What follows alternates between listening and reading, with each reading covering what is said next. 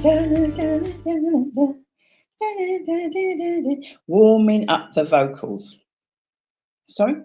Yeah, I'm warming up the vocals. And that producer is probably going to dive on any second now and be. Greetings, everybody. Greetings and welcome to Real Talk with Simply Deez, Tuesday, the 1st of April. OMG, the G. Okay, so if you didn't think it was going fast, say this every month, it is galloping at a speed. Galloping at a speed. We have got our first guest coming on very shortly. In the meantime, you're going to get a load of this throughout tonight. It's like a genie, you sort of thing, and then she appears. So who's that?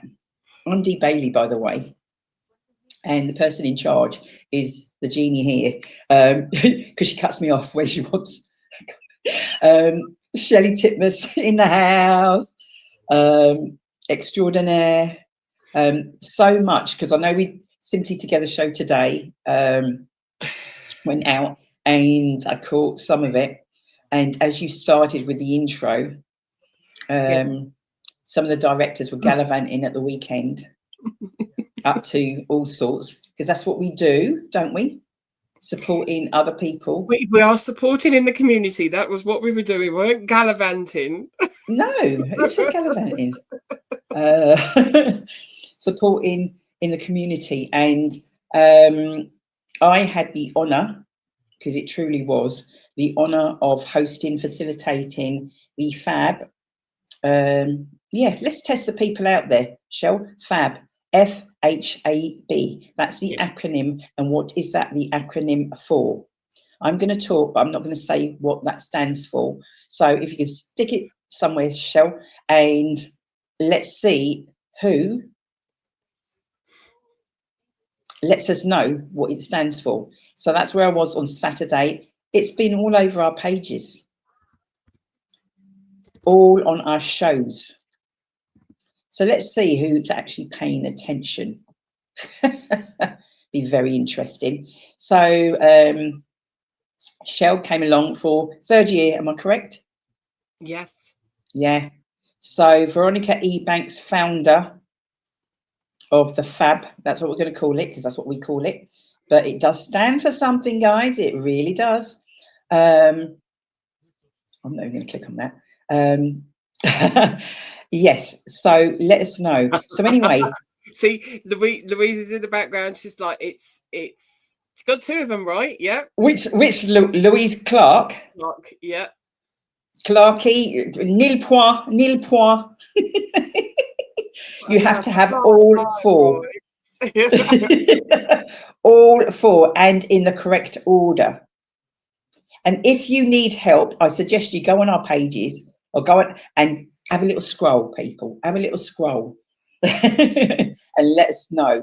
So, as I said, this was the 3rd year. Do you hear that?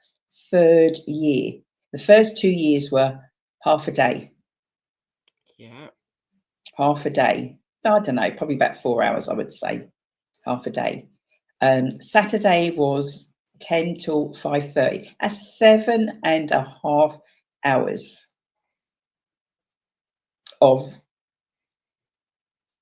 I know how to even put it into words. 7.5 hours of content. Shell, you were there from the beginning to the end. Yes. Give people just some of the nuggets that you, for you. For me, yeah. It was such a mixture of. I mean, we did have a few men there, but we did. There was a mixture of women together that were all talking about like their own lived experiences. Mm-hmm. I mean, you were talking about specific things that women do go through, but you actually had to actually have consultants there that to actually just talk to you about different things, and then actually you think you might know it all because you've been all the way through all that kind of journey and everything, but you don't. You actually learn. You actually learn things while you're going along. So much. A proper womanhood. Oh, I love that. It was a proper womanhood. It was. Even though I've not had fibroids or anything, but I could feel through everyone talking how it then feels for them, but then relate to that because I've had other things going on with me. So it was all relatable, even though it didn't have anything to do with what you're specifically going through. But yeah, it was the proper womanhood, and you felt that in the room. You really did feel that in the room. So we had consultants. Mm-hmm. There were surgeons. Yeah. Who goes somewhere and you're actually got, as well as a consultant, you've got hang on a minute, you're talking about the people that actually do the operations. There. We're actually going through it, and we're actually explaining parts of it in very real terms, and being slightly humorous about it as well, because that's just the way that they are. And yeah, finding out that it's not as bad as it used to be. Yeah. For these type of the options that you've got, just basic options. So it's not even the operations; it's the options that you've then got available to you for different things. But yeah, the womanhood was definitely there, and we did, as I said, we did have a few men there, and it would be something that would be beneficial for men to go along to, because you don't necessarily talk to your partner about what's going on fully. They might know bits of it, but you might hold some stuff back. There, it was because it was factual. Yeah, but there was it has to be. There's open conversations. Definitely. I mean, it's third year again. For myself, I didn't host last year, but came back and hosted again this year. And when I say an honour, I mean, sort of like to be asked to host something of that magnitude, and to be able to, as you said, consultants, surgeons, and then there's just like myself, yourself, and other people. You wouldn't know that they were consultants and surgeons. It wasn't like I am the big. It was people, and you could talk and you could ask your questions that potentially you may have a consultant, but you ain't asking that consultant because maybe you don't feel that you can approach them in a certain way. Yeah. We're going to talk about this throughout the show because it is a massive topic. It is going to go into the fourth year next year. I'm not saying no more. But we do have a habit, not just women, men also, but we're talking about women right now. And until we're maybe, when they say your back's against the wall, or maybe you're diagnosed with something, or maybe you're on the border or something, and it's like, oh, what do I do now? Let me do some research. You've got it, whatever it is. And there may potentially be things that, do you know what, if you were armed with that information, I'm sure you'd do things differently. It was one of them, how many friends should we have pulled on? Should we have brought in? Because you can guarantee they either have or potentially might be going through some of the stuff that was covered on Saturday. It was weird, actually. I mean, there's a group that I belong to on Facebook, not to do with fibroids, but to do with PMDD, and they actually had a hysterectomy last week, and the surgeon came round to them and explained some of the things that they found because the ovaries were taken out that hadn't been found before during scans and things. So just exactly what was being said by that consultant, by that surgeon, saying how they do find things, and how you've had these ongoing problems, not entirely sure what's going on, and then finds that it's, for her, it was a fibroid, and it was endometriosis, as well as having the PMDD, which is all to do with the hormones, that all these other things would have been affecting everything else, but you didn't see that because you've just had external scans, or you might have had a camera. So it was just because her particular surgeon, because you don't always get it, but her particular surgeon actually sat down and said, this is what we found when we took your womb out. So yeah, it just shows you to arm yourself with this information, even though it's not affecting you personally right now. That yeah. Have you now frozen? I bet that she's got like details on her screen, and that's the reason why you're now frozen.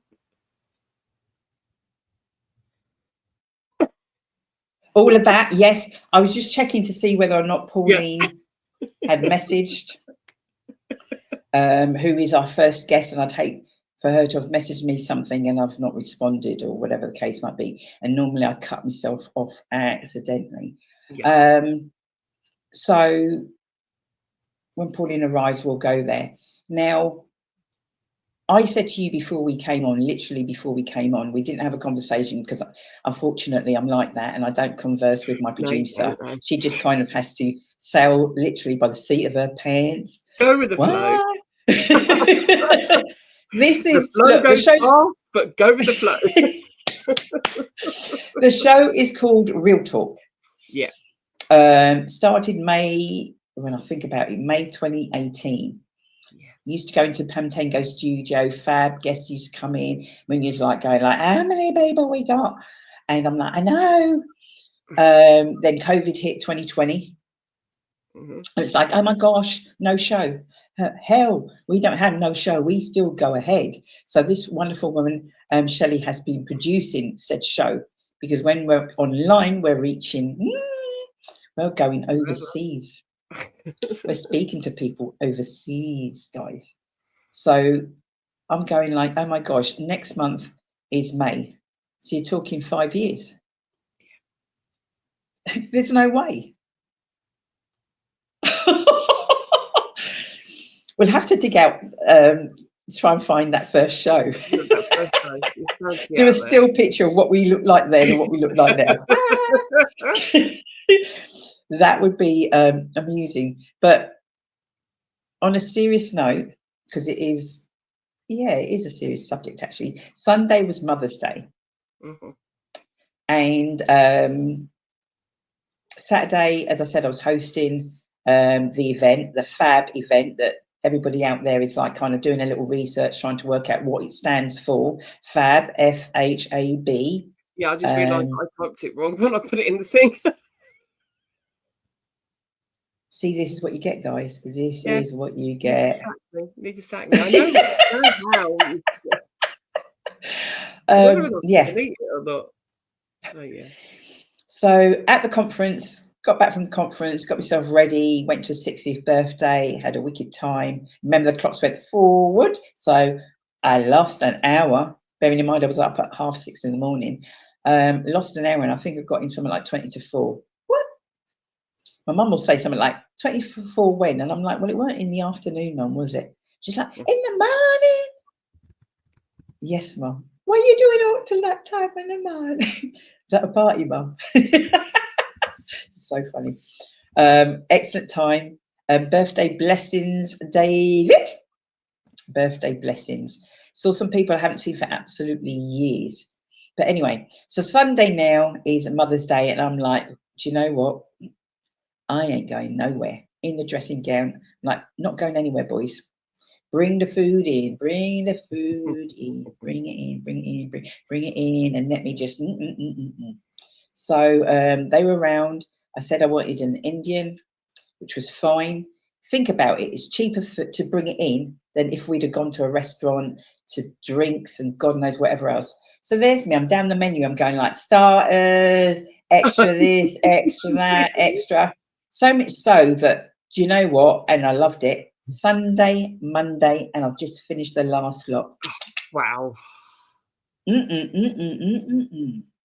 Anyway, that's not what you guys want you to hear. Or maybe did.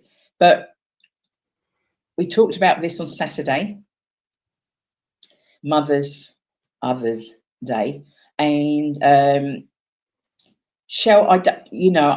throwing stuff at you, which I do with all the guests, and sometimes it might be I don't know. Can you sort of like just kind of just share how it was and some of the discussion maybe even that we had on Saturday about Mother's Day? So we had our friend Yvonne there. So she's written, well, it was two different books, wasn't it? It was her own book, and she's written in other books about being childless not by choice. And she was then explaining what she normally does on Mother's Day was like send herself flowers, explaining that yes, you've got your nieces and nephews or whatever, but it's not the same. For myself, I knew I needed to get out and do something, because I could just quite easily just go and fester. So we went for one of the walks. Here, I'm just messaging our guest. Okay, yeah. Just making sure, just in case you think, oh, she's frozen. Went for one of our walks round in Milton Keynes. So walked the dog, so my fur baby. And then we had lunch, and then I just chilled out. Spoke to my own mum. But yeah, it's a difficult one, because it's just another reminder, one of those days where you think what could have been, what should have been, and not that you want to take it away from anyone else around you.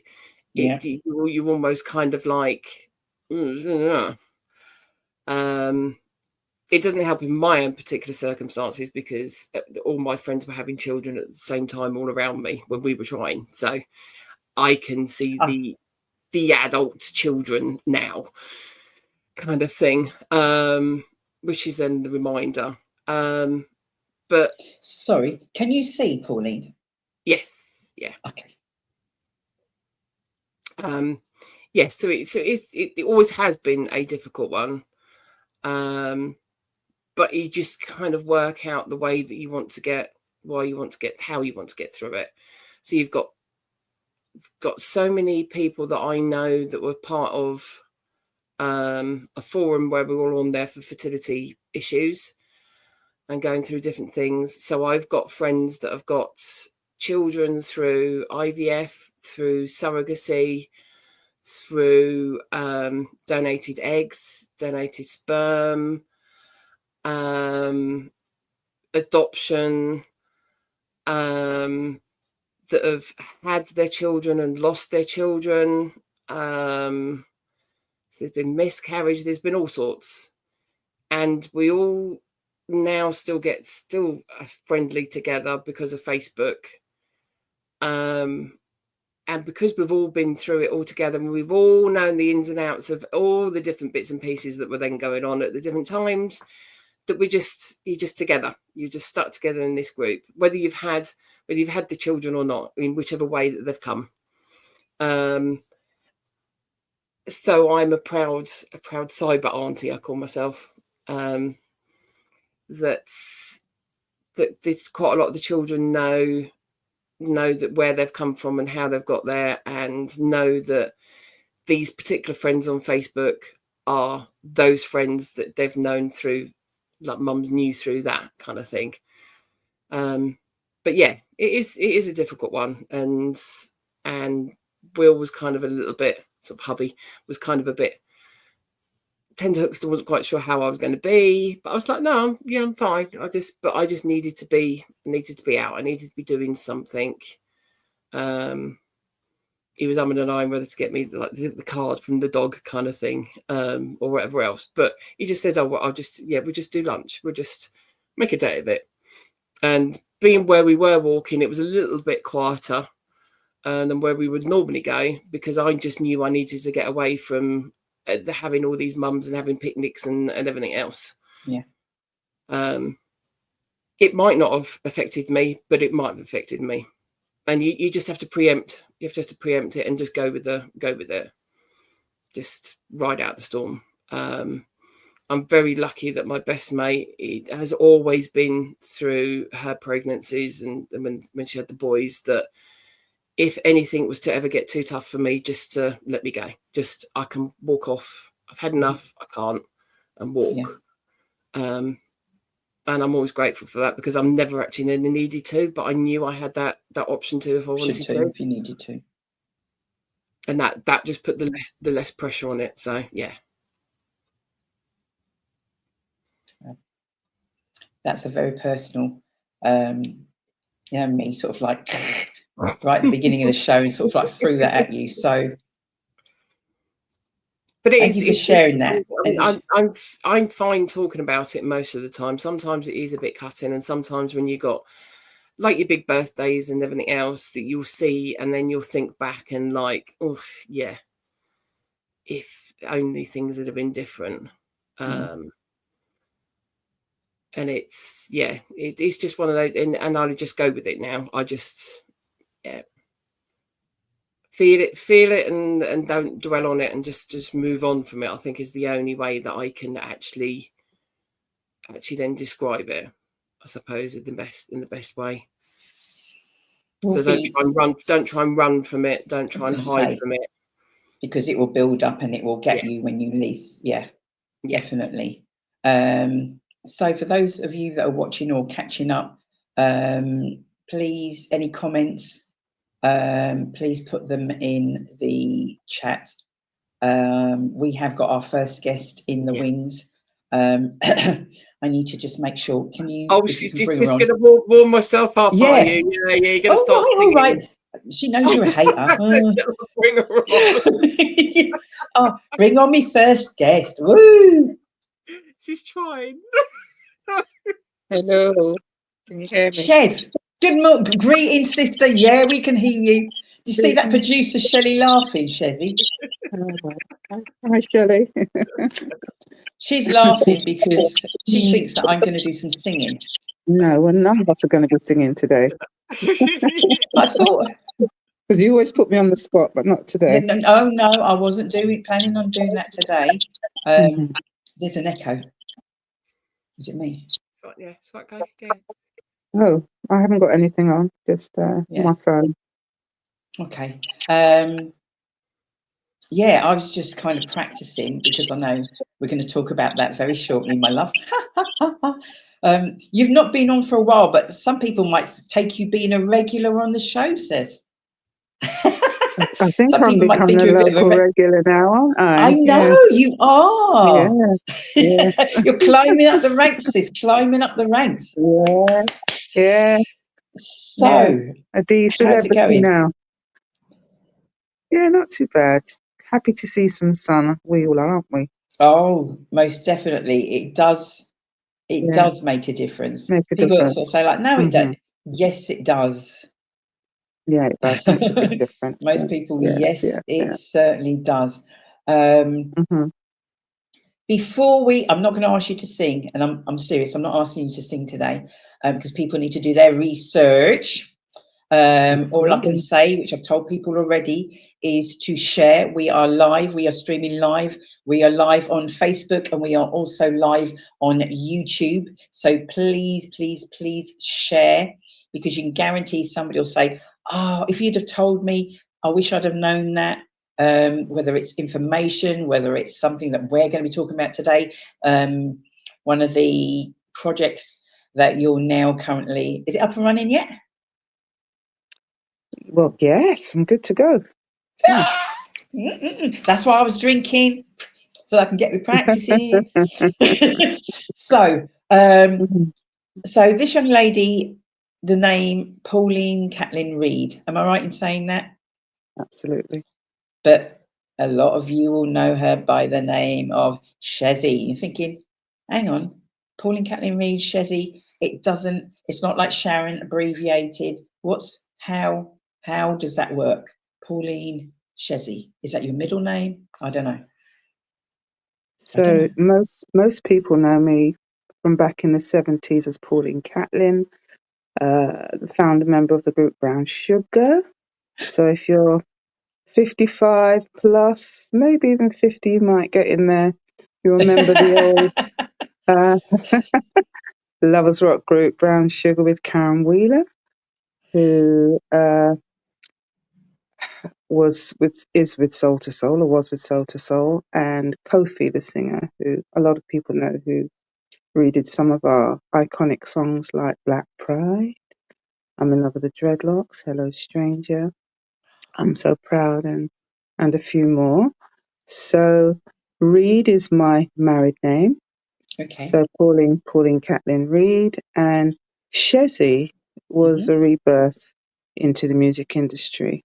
So over the last, I'd say 8-9 years, I've been releasing music as Shezzy. You explained that very well, my dear.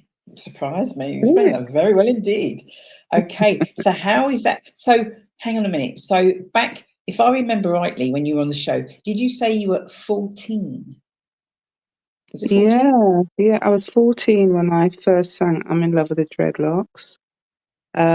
15 when I sang Hello Stranger.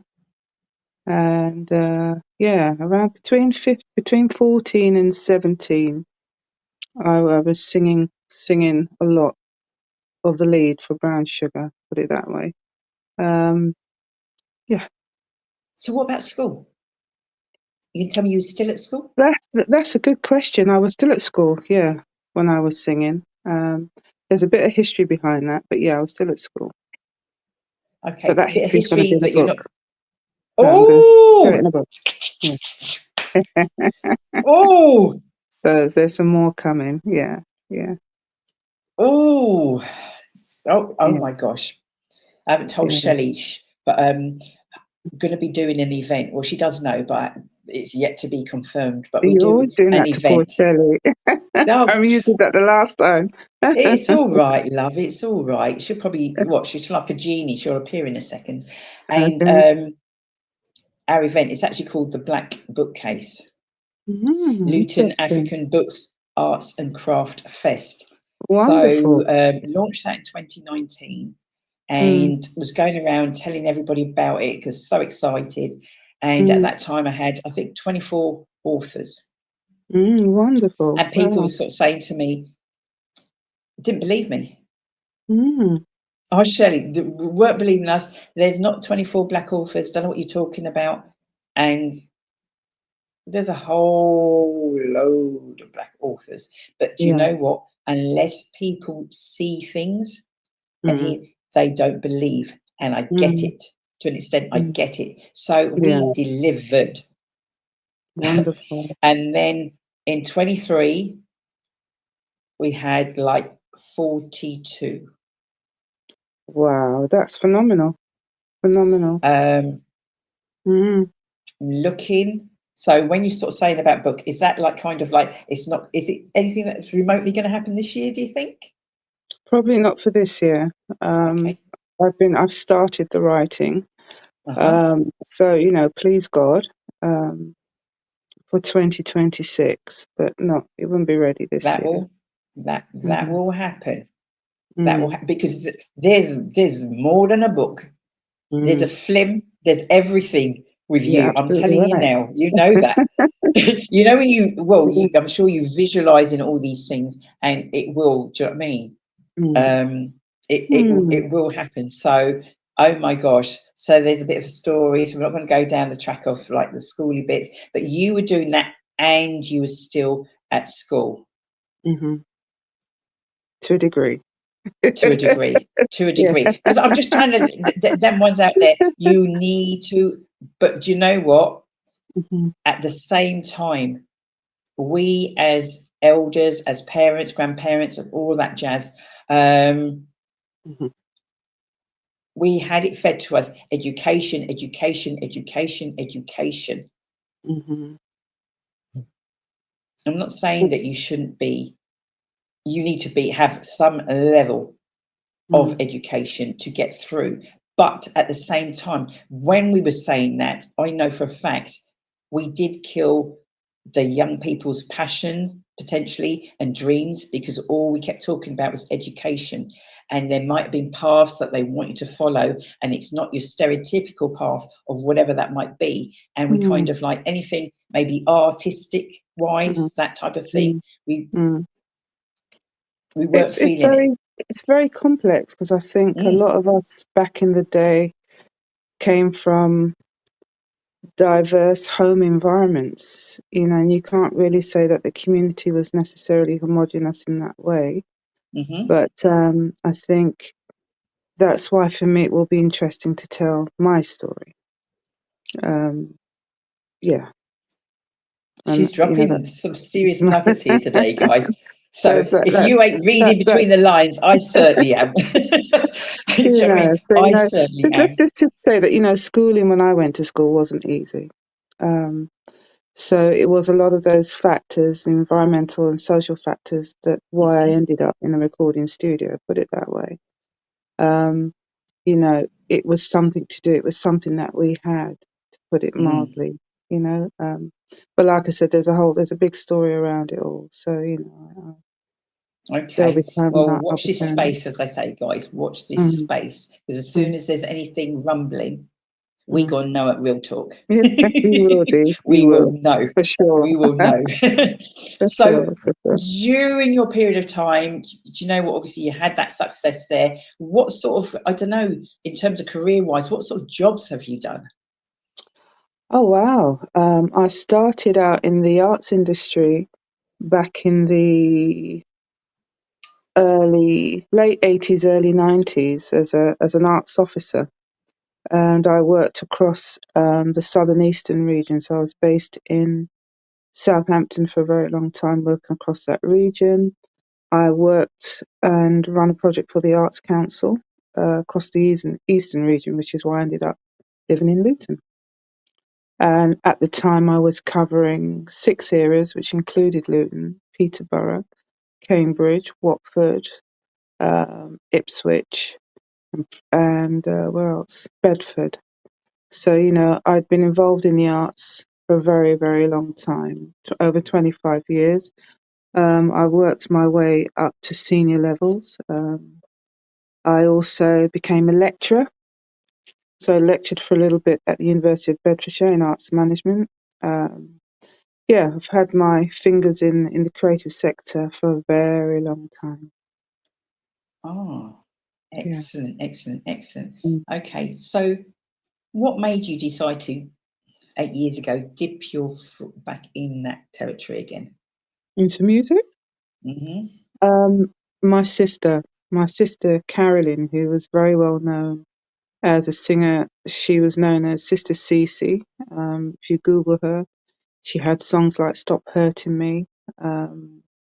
She sang with a guy who I think lives locally now, Roland. Songs like "I'm Having Your Baby," or "Hey Hey Girl, I Admire You," "Hey Boy, I Admire You." I mean, she started singing before I did, but I lost her to cancer in 2015, to breast cancer. But she fought for a good 10 years. She toured internationally. She sang with people like Janet Kay, Black Uhuru, Marcia Griffiths, big artists. Madness. I mean, she was a backing vocalist for a lot of these big groups. And both of us were known in the UK as the go-to backing vocals for any Jamaican artists that were coming over to this country. We would do their albums. So a lot of our vocals are on like Dennis Brown, Marcia Griffiths, Sylvia Tella, a whole heap of artists whether UK or Jamaican, our backing vocals are on those albums. And I left the music industry just after Brown Sugar, which was, as again, late mid-80s. And when she died, she'd always wanted me to come back into the industry, particularly to be touring with her, but it just wasn't for me. And before she died, I promised that I would come back to my first love, which was singing. And I sang a song, Beams from Heaven, which was the first release that I did, coming back as Shezi or Shazikiel at the time, which was dedicated to her. And I guess the beauty of that is that if you hear us both sing, we sound so much alike that when I sing, I hear her. It's like we're two or one. And we were 3.5 years apart, but we grew like twins. We went through everything together. And so for me, it is cathartic to be doing what I'm doing and to really come back and share the stories, because she was one of the founding members, or one of the very first female reggae singers, even before Louisa Mark and all those people. She was there supporting those artists and bigging those artists. She was groundation, what you call a groundation artist. A lot of people are surprised that she's my sister, because a lot of people never connected the dots, but she was very well known in the reggae music industry here and in Jamaica. So every time you come on, I learn so much. Yeah. I So that's a part of the story. So like I said, there's lots of bits that's there, which I hope to bring to stage as well. So, please God. There's a lot of nuggets there that I'd love to share. Fab. If there's anything, as you know, that in your journey and you need help, or you think that we can help with, or whatever it might be, you know how to get hold of me. Okay. Oh, you're I don't mean as in a backing. I don't mean a backing singer. I just mean as in. No, Dee, Shelley's you're going like, amazing. no. I love and respect you so much, and all that you do locally is brilliant. Thank you, and I know I can approach you, so I really appreciate that. No, that's what we do. Honestly, that's what we do. So you, because I follow you, and You do? Okay. not stalky follow, just following you, as in like, go sister, and just all of that. Mm-hmm. And then I saw the other day, and I thought, oh, we had a little bit of a conversation. And so tell the guys what you have literally launched, your latest project, and what you're actually doing. Okay, so I'm setting up a service called the Coaching Queen with Shezi for You. So I'm supporting vocalists who really want to build their confidence in different ways, not just as a singing tutor as such, but I'm keen to work with vocalists who are recording, because recording is my forte. Working with harmonies is my forte. So working with any groups who struggle to place harmonies, who struggle to understand how to work within a recording studio setting, anyone who struggles to structure lyrics, for example, when writing a song, and to deliver that. Because singing, performing, and recording are completely different things, and there are different ways to deliver them. And it's really important that as a vocalist you understand those particular dynamics, but also as a singer, it is good when recording to have somebody there who understands on the other side of the desk when you're singing, because some singers can oversing, for example, some singers can undersing, and we always say that, when you're singing, the audience is the receiver. You don't necessarily know what you're giving out, so it's good to have somebody on the receiving end to guide and to give feedback and to help you structure. And that's nothing to do with your ability to sing. It's about doing it the right way. Whoa. So what I know I've seen this sort of like a very short sort of like little video clip that you've got that you've been posting and sharing out. So how how can people reach you? How often are you doing this? Well, you know, if you've got a recording project and, like I said, you're in the studio, you want to book a space and you need some support to do that, if you want a one-to-one, if you want me to listen to your music, anything that you've written, you can contact me. And the number is, I've written it down because it's a totally different number. It's 07522 856 314. And I'll repeat that. It's 07522 856 314. And you can contact me and, talk to me about what it is you need support and help with. I can help you. Wowza. There's not many opportunities that come along like this, guys. Trust me. Mm-hmm. So, Okay, you know, so you want to enhance what you're doing and you want to do it proper, get in contact. okay, so did you say in a studio? Yeah, I mean, most vocalists will either want to identify a space where they want to work. I can work with you there, or I can suggest a space, a recording space. Okay. You know, but there are varying opportunities and types of support that I can offer. Wow. There's so much I want to say to you. So much what I want to say to you. Yeah, we're going to talk anyway. I mean, outside of the show, we're going to be talking. Thank you for those kind words that you shared about sort of like, it's not just myself, as you know, at Simply Deez. There's Shelley and Cecile, but this is what we do. So when we sort of say to people, share, this is a platform where we invite people, come on, talk about what they're doing. Most people have got some form of social media and obviously reaching out that way. But this is just another way. And this is kind of what I like to do. Not just, I could have got you just to talk about what you're doing, but hang on a minute. Who is the person behind what it is that's offering whatever it is that, do you know what I mean, that they're offering? I like those people that come on the show, because the show is called Real Talk, and to keep it real, and for people to know that whatever your background or whatever, you know, there are struggles, nothing's coming to you easy. I'm sure none of this is easy, do you know what I mean? Is easy at all. But your passion and just you as a person. Otherwise, you know what, I'd get you on and say, thanks so much, Shezi. I wouldn't be inviting you back on again. You're lovely, it's great what you're doing, but there's so much more. There's so much more depth. And just, I think initially that's when I reached out to you. I'm sure it was. I'm sure you were doing something. It may have been in London. And I'm sure you were doing, I don't know, it was a fundraiser or something or other for your sister.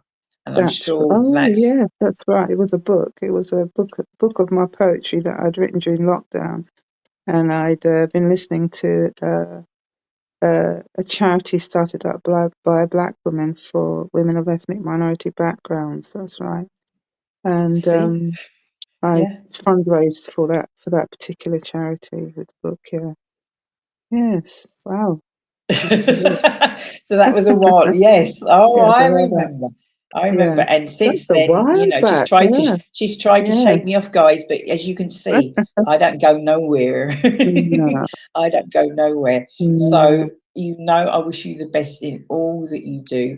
And what you do is not, you know, like some people, and it's for them. When you get to a certain level within our lives and status or whatever it might be, it is about giving back and supporting others in, you know, if we can do that in different ways, then yeah, I'm all for that. And as I sort of said, I'll support wherever, do you know what I mean, wherever we can.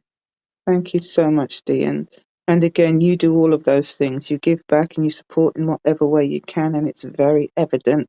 And we, the community, appreciate you. So I appreciate it. So thank you and your team very much, okay, for having me again. Thank you, darling. And we will, I'm going to speak to you offline, and we can chat about some of the stuff that you've talked about. All right? Yeah. All right. You take Thank you care so now. much, darling. Take care. God bless. Right. Bye-bye. Bye-bye. See, I didn't ask you to sing, did I? No. See you All later. right, darling. Thank you. Bye-bye. Bye. All right. Bye-bye. Bye. That's Shezzy, everybody, who's been on before, and those people thinking like she doesn't sing, she's not from Black Sugar, she doesn't know. Can't think of her name now. From Soul to Soul, la la la. I tell you, we know people who know people. Right, I need to stop talking. I've got my next guest in the wings who I've never actually met before, I've not spoken to before, but you know when you're itching and trying so hard to get hold of someone, and then when you do, you're like, ah! So Shelley's going to bring on my next guest, Louise Fox in the house. Mwah! Hello, Hi, darling. Lily. How are you? I'm good, thank you. I'm good. I'm buzzing. Do you know? I have tried to get you on my shows for, but I know you are a busy woman. You know the show is called Real Talk. It just cut out then. Sorry, Dee. Sorry, the show's called Real Talk. Yep, absolutely. With myself, and it is so important. The show's been going since 2018, and before we even get into anything, I would like to thank. I know she's your good friend, and I've not seen her or spoken for a while, but she was a very good friend of mine, Lorraine Cook. Yeah. Who I worked with back in the day at InBev. Yeah, Lorraine's a friend And of mine in the village. she is, that's right. And that's how I know about you. And that's how it works. Because we tell people to share, because you just never know information that's shared. It might not be something for you, but you can guarantee somebody you know will say, thank you for sharing. That's what I needed to hear. That information is what I needed to know. Or, oh, do you know what? I may be able to help, or I may be able to support. So I don't even know where to start, Louise. So for my next guests who are waiting somewhere in the wings, you need to sit tight and hold tight, because the fact that I've got hold of Louise, I ain't letting her go right now. You must know that, Louise. You've got to remember, it's my show.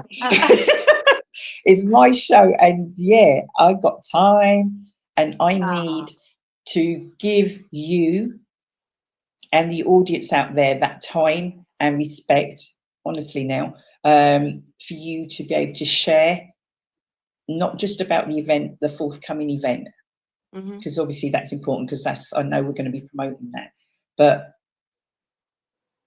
it's important for me and the listeners. I need you to sort of like, when I say start at the beginning, a lot of people, Louise Fox, I've seen that name, I've heard that name. Shelley, our producer, I hope I've sent her some information that she'll get to post on the screen. But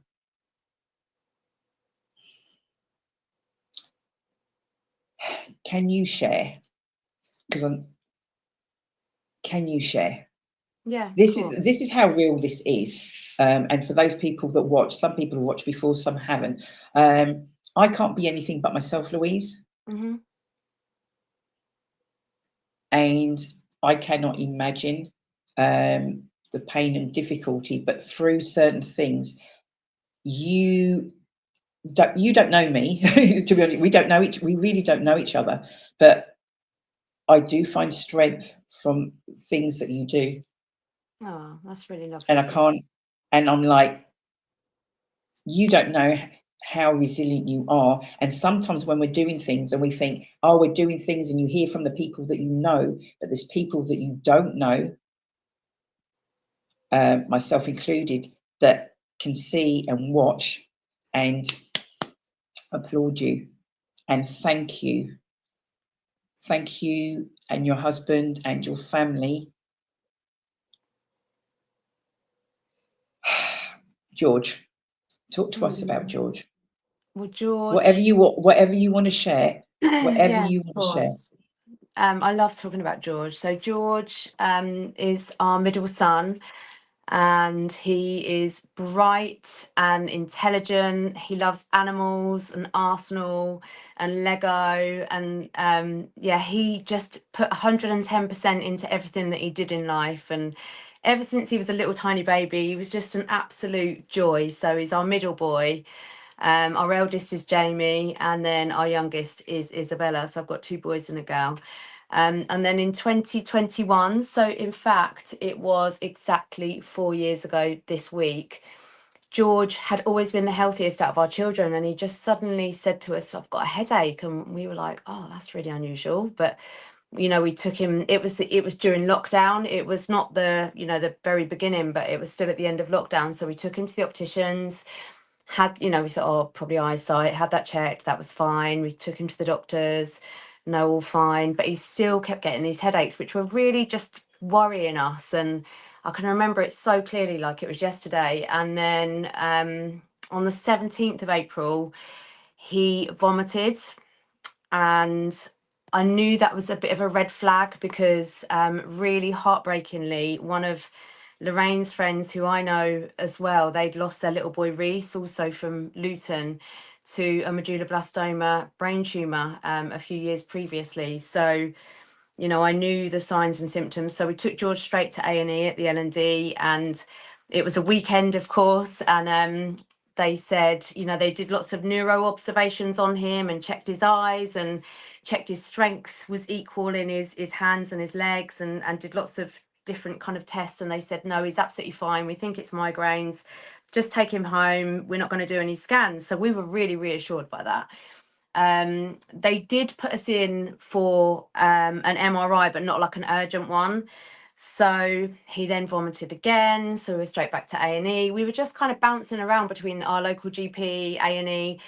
But my husband and I are starting to get panicked inside, thinking, this is not normal. He was waking up in the morning, sometimes jumping out of bed at about 4 a.m. in like such intense pain in his head, and the signs were just worrying us. And each time we went to the L&D and to our local GP, they said, what are you worried about? And I would say, my husband wasn't allowed in because of COVID. I would say, I'm scared he's got a brain tumour, because he's vomiting. When he's vomiting, he's then okay for a little while, it's worse in the morning. All of these things were sort of pointing towards the worst. But every time they reassured us and said, I mean, our local GP said to me, it's not a brain tumour, my dear.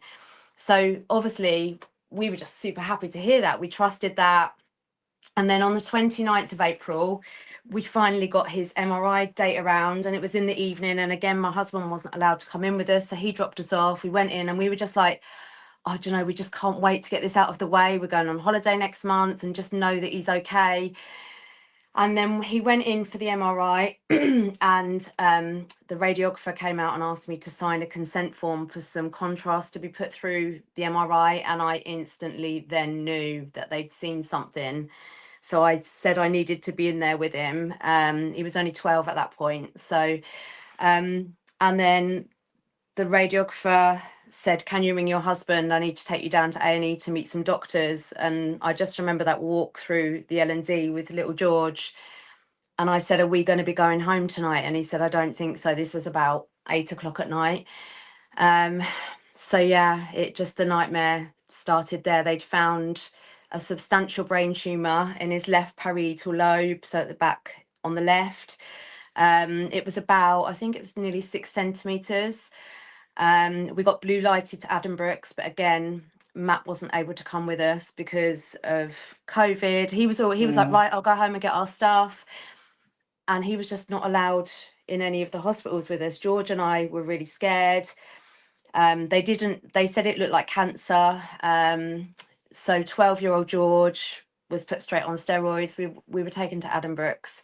And then because it was a bank holiday weekend, they weren't going to operate on him until the week after. And it was in a really difficult location. So still, I didn't Google anything. I didn't realise how poor the prognosis is for any child or adult diagnosed with a brain tumour, a cancerous brain tumour. And then on the 6th of May, they operated. He was amazing. It was a 10-hour surgery. Matt and I were just beside ourselves the whole time. They removed 99% at least of the tumour. We were so positive. He recovered so well. He was home in about 3 days. No one could believe it. He was just his usual resilient, amazing self. And then we didn't know what type of tumour it was. That was the information we were waiting as a result of, you know, like the biopsy and histology they were doing on the tumour they'd removed. So we just kind of waited and waited for this call to tell us to take, or to tell us to go up and find out what the tumour was, so we knew what the next steps were. And then they called us the day before, the 18th of May, and said, can you come in tomorrow at 10 o'clock and bring George with you for the results? And we were like, oh, you sure you want us to bring him? And they said, yeah, no, we really want to meet him. So my husband and I are like, well, it can't be bad news, because they wouldn't be telling us to bring George. So we went into Adam Brooks and they said, George, do you mind just sitting outside this room for a moment while we just call your mum and dad in to talk to them on their own? And at that point, they told us that our little 12-year-old boy had something called a glioblastoma. And it was a word that we'd never, ever heard of in our lives.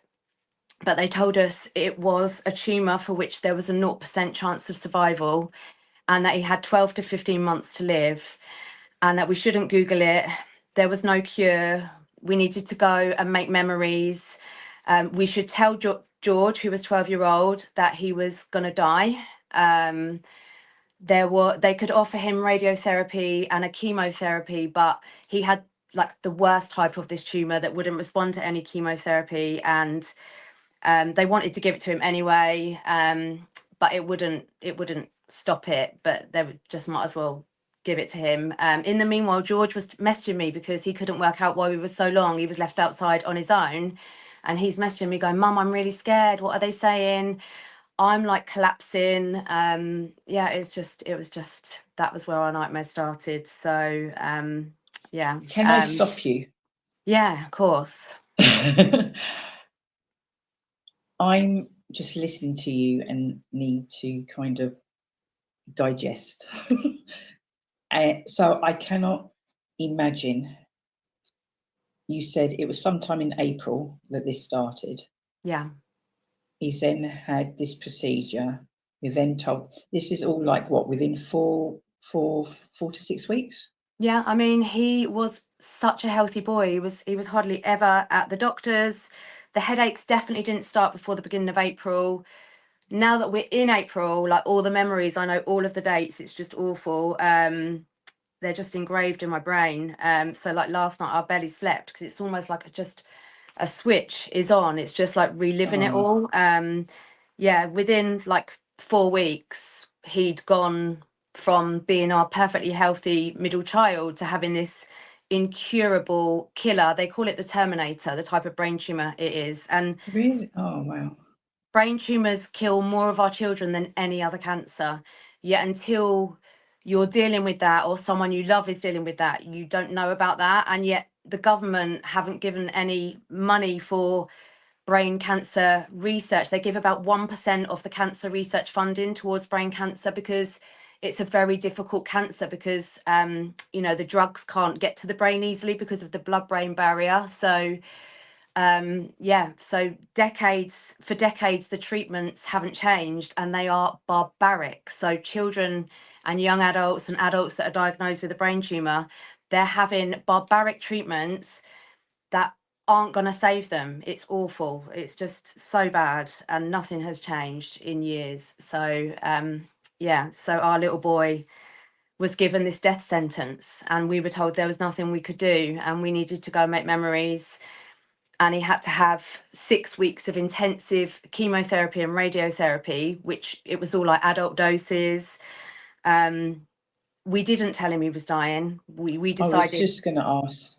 Yeah. Now, as parents, we know our boy, and they said to us, you need to tell him, he's going to hold it against you. But we know our little boy needed to have hope. And so we told him he had cancer, but we didn't tell him he was dying. So, yeah. And then we decided to fight, and that's where we met, wasn't it? Because Lorraine introduced us, because she knew how good you were with networking and everything. So we started looking into alternative therapies for George, but unfortunately there was just no hope of any treatments in the UK, and that's the really sad thing. You know, you think if your child's diagnosed with cancer that you're going to be at an advantage because you live in the UK, and actually the reality is very different. So the only treatments that we could access that were all kind of, you know, like novel treatments, they weren't guaranteed. They're in Germany. There was a couple of clinics in Germany, or going on a clinical trial in America, which was also very difficult, all of this because of COVID as well, because travel was so restricted.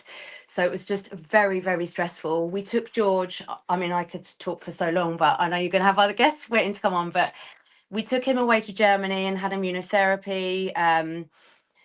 And by November, the tumour had returned. So it returned already in June, and then the radiotherapy held it at bay, and he just faced everything with a smile on his face and in such an amazingly brave way. I was so proud of him, but I wish that I didn't have to be so proud of him and he could just be a child. He just used to say, oh, when I go back to school and when I'm better, I just want to join another football team. And you know, he always had hope. And then in the November, on his 13th birthday, we had a cinema party for him, and he started seizuring in the middle of his 13th birthday party, and we were in Stevenage, so we had to we tried to ring an ambulance, it didn't turn up, so we had to just take him to the Lister hospital. We went in the adult bit, they were like, you know, he was a boy with a brain tumour having seizures, and they're like, oh, you need to walk around the outside and drive and go to the children's bit, and we're like, someone please just help us. And then it had grown back in full again, so we got blue lighted again to Great Ormond Street, which is where he was then being cared for, and they basically said it's back and there's not a lot more we can do, but we begged them to operate again, which they agreed to. So he then went through his second brain surgery, which was just awful, telling him that he had to have that, another 10-hour brain surgery. And then Great Ormond Street were amazing. We'd been fundraising still, we'd been to Germany, and we decided our last kind of bit of hope was to try and get him on a clinical trial, but it was in America. So in the January, we took him over to America. He fell poorly on the way over there, and we didn't make it onto the clinical trial. And then they said we just wouldn't get him home alive because it had grown back in full again. So they said it was the most aggressive that they'd ever known in a child. It was just like a absolute horrific beast. So we did manage to get him home. He had 2 more brain surgeries in LA, and we did manage to get him back home, thankfully. And he just wanted to see his dogs and his brother and his sister. So we got him home, and they threw some more chemos at it from Great Ormond Street, but it was today, 4 years ago, that we went to Great Ormond Street, and they'd done an MRI last night, and I knew he was sleeping a lot, and they said, could we pop and see our consultant, who was amazing. He was just the most amazing guy. And he said the tumour had metastasized all over George's brain, and we never saw that scan picture. And he said that George was end of life and there was nothing more that he could do for George. And so we had to take our little boy home, and we didn't know what was going to happen. It was a Friday, and we said, what will happen next? And they said, we just don't know. It was terrifying. So we took him home, and then we didn't hear from anybody until the Monday, because it was then the weekend, and we just didn't know how long our little boy had left or what would happen. Would he be having seizures? Would he collapse? Would he lose the ability to walk? It just, nobody could tell us what was going to happen to him. And then George deteriorated really, really quickly because the tumour was so aggressive, and he was gone 11 days later. So he passed away on the 12th of April. So right now I'm kind of reliving all of those last days with George, which were awful. Like, you wouldn't wish a brain tumour on anybody, because you lose the ability to walk and talk and use your body and your bodily functions, and then eventually you lose the ability to swallow even. So you definitely wouldn't want to see any children go through this, but it's just a horrific beast of a cancer, as all cancer is. So So yeah, I hope I haven't traumatized you too much. You're probably wondering why you got me on now. So No. I've been wanting to get you on for like before, yeah, many times. Not at all. I'm just, you know, obviously if I was watching, I'd be taking it in. It's different when you're hosting. You've got to be and have a level of. I've seen you and your husband on the news. Mm-hmm. Sharing some of this already. It's totally different that I've got you on the show and you're sharing this. Yeah. I mean, I've got a lot more time with you than we would when we've been on the news because, as you know, we've campaigned a lot since then because we know that's what George would want. And we kind of feel that we know how bad it is. We can't just rest with this knowledge. We've got other children.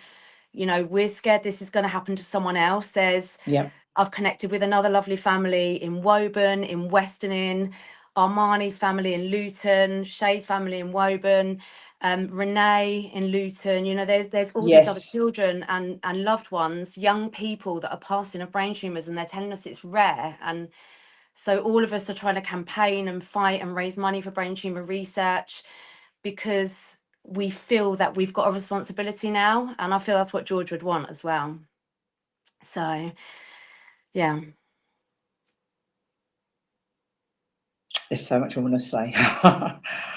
there's so much I want to say. Of course, Shell. Yes, absolutely. please. I'd love you to. Thank you.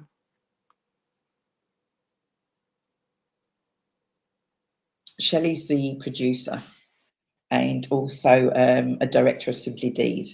So thank you. I miss that face. I haven't seen that little face for over 1,000 days now. He literally is gorgeous. Do you know, he was very gorgeous. handsome. He was gorgeous inside and out. So very handsome. he just was such a gorgeous person. I've never known anybody to have a bad word to say against him. He's kind. He loved animals. He just, he's just funny as well, like cheeky, funny. I see. A real inspiration. Most definitely, and you and your family are doing so proud. You are. Tell us about the event that's coming up. Is it next week? Actually, it's on Good Friday, so it's on the 18th of April. So another thing that I've been part of is setting up a group of ladies because I realised there's all these mums. They're local. And they've got no support. So I set up a Facebook group just for mums that had lost children to brain tumours because a lot of us have been through the same misdiagnosis, being told they've got migraines, all sorts of things. But the journeys are so similar, it's terrifying. So I set up a Facebook group. It's got at the minute I think about 113 mums in it just from word of mouth, and we've started doing some crazy challenges but really to raise awareness of brain tumours and the prognosis and the outcome. So we're the Angel Mums. We're on Instagram if anybody wants to follow us. But in the meanwhile, one of the events that we've got coming up, which is local, which is on Good Friday, the 18th of April at 3:00. So it's going to be a lovely family time. And it's at Barton Rovers Football Club.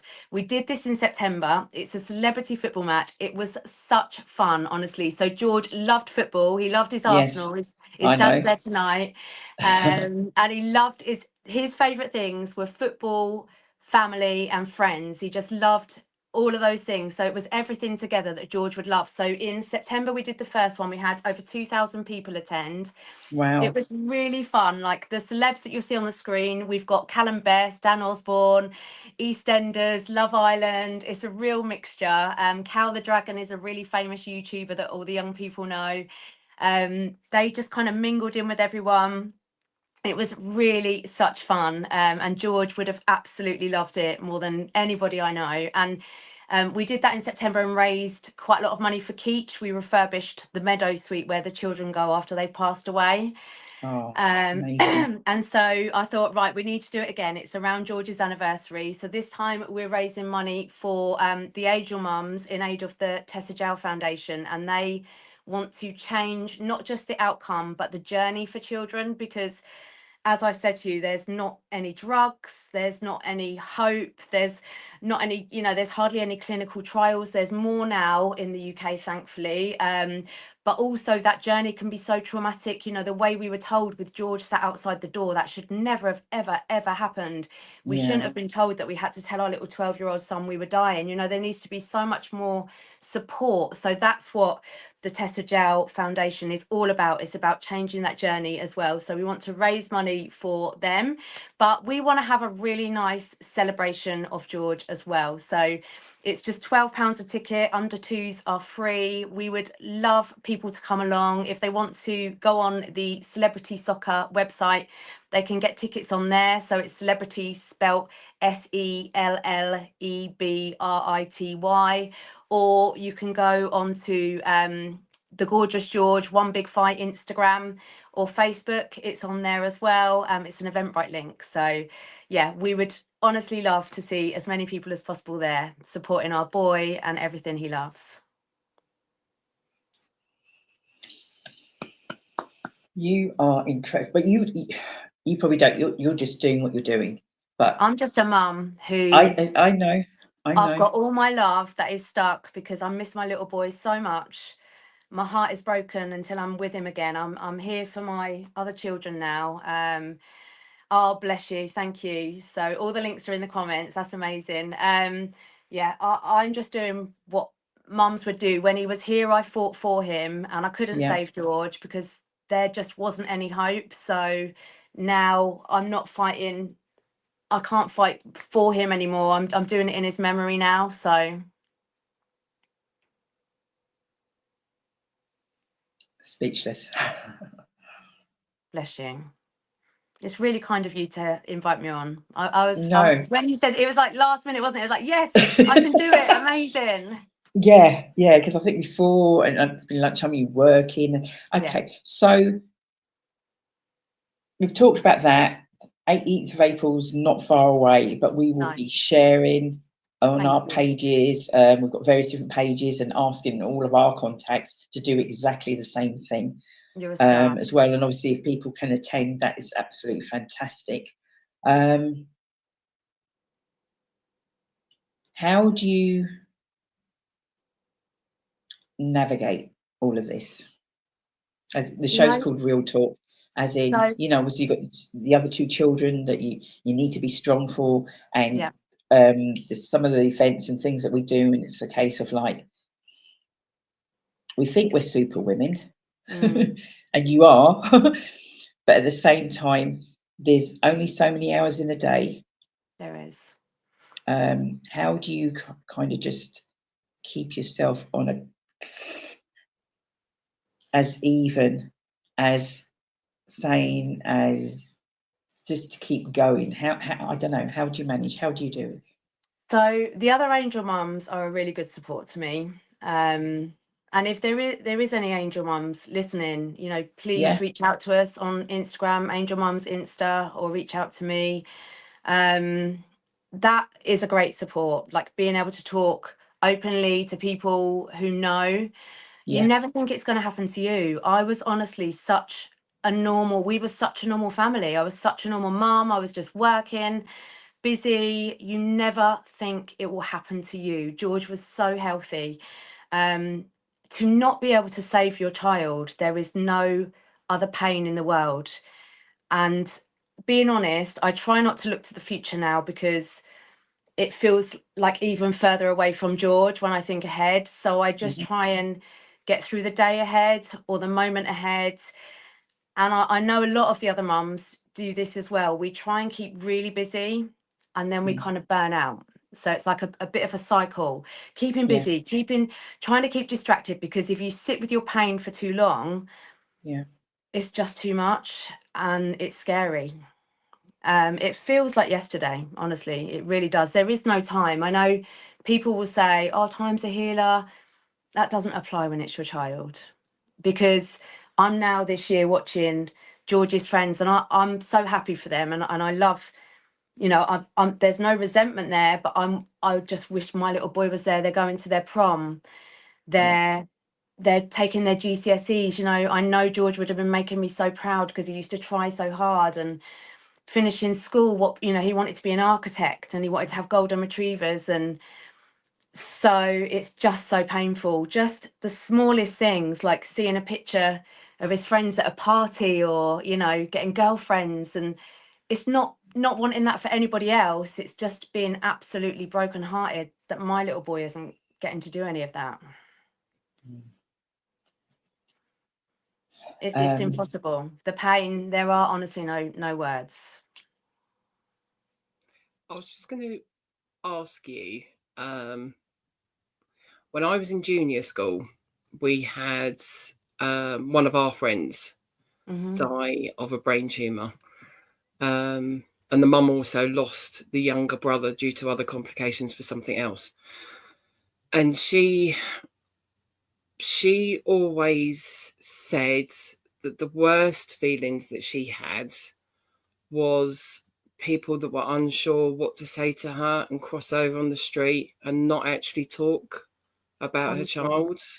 You see it, and you want to talk about your child, because it's like, you know how we're so terrible at grief in this country. We think that it's getting a little bit better now, but like the older generation are so bad. Like, you know, you after a year you don't talk about it anymore.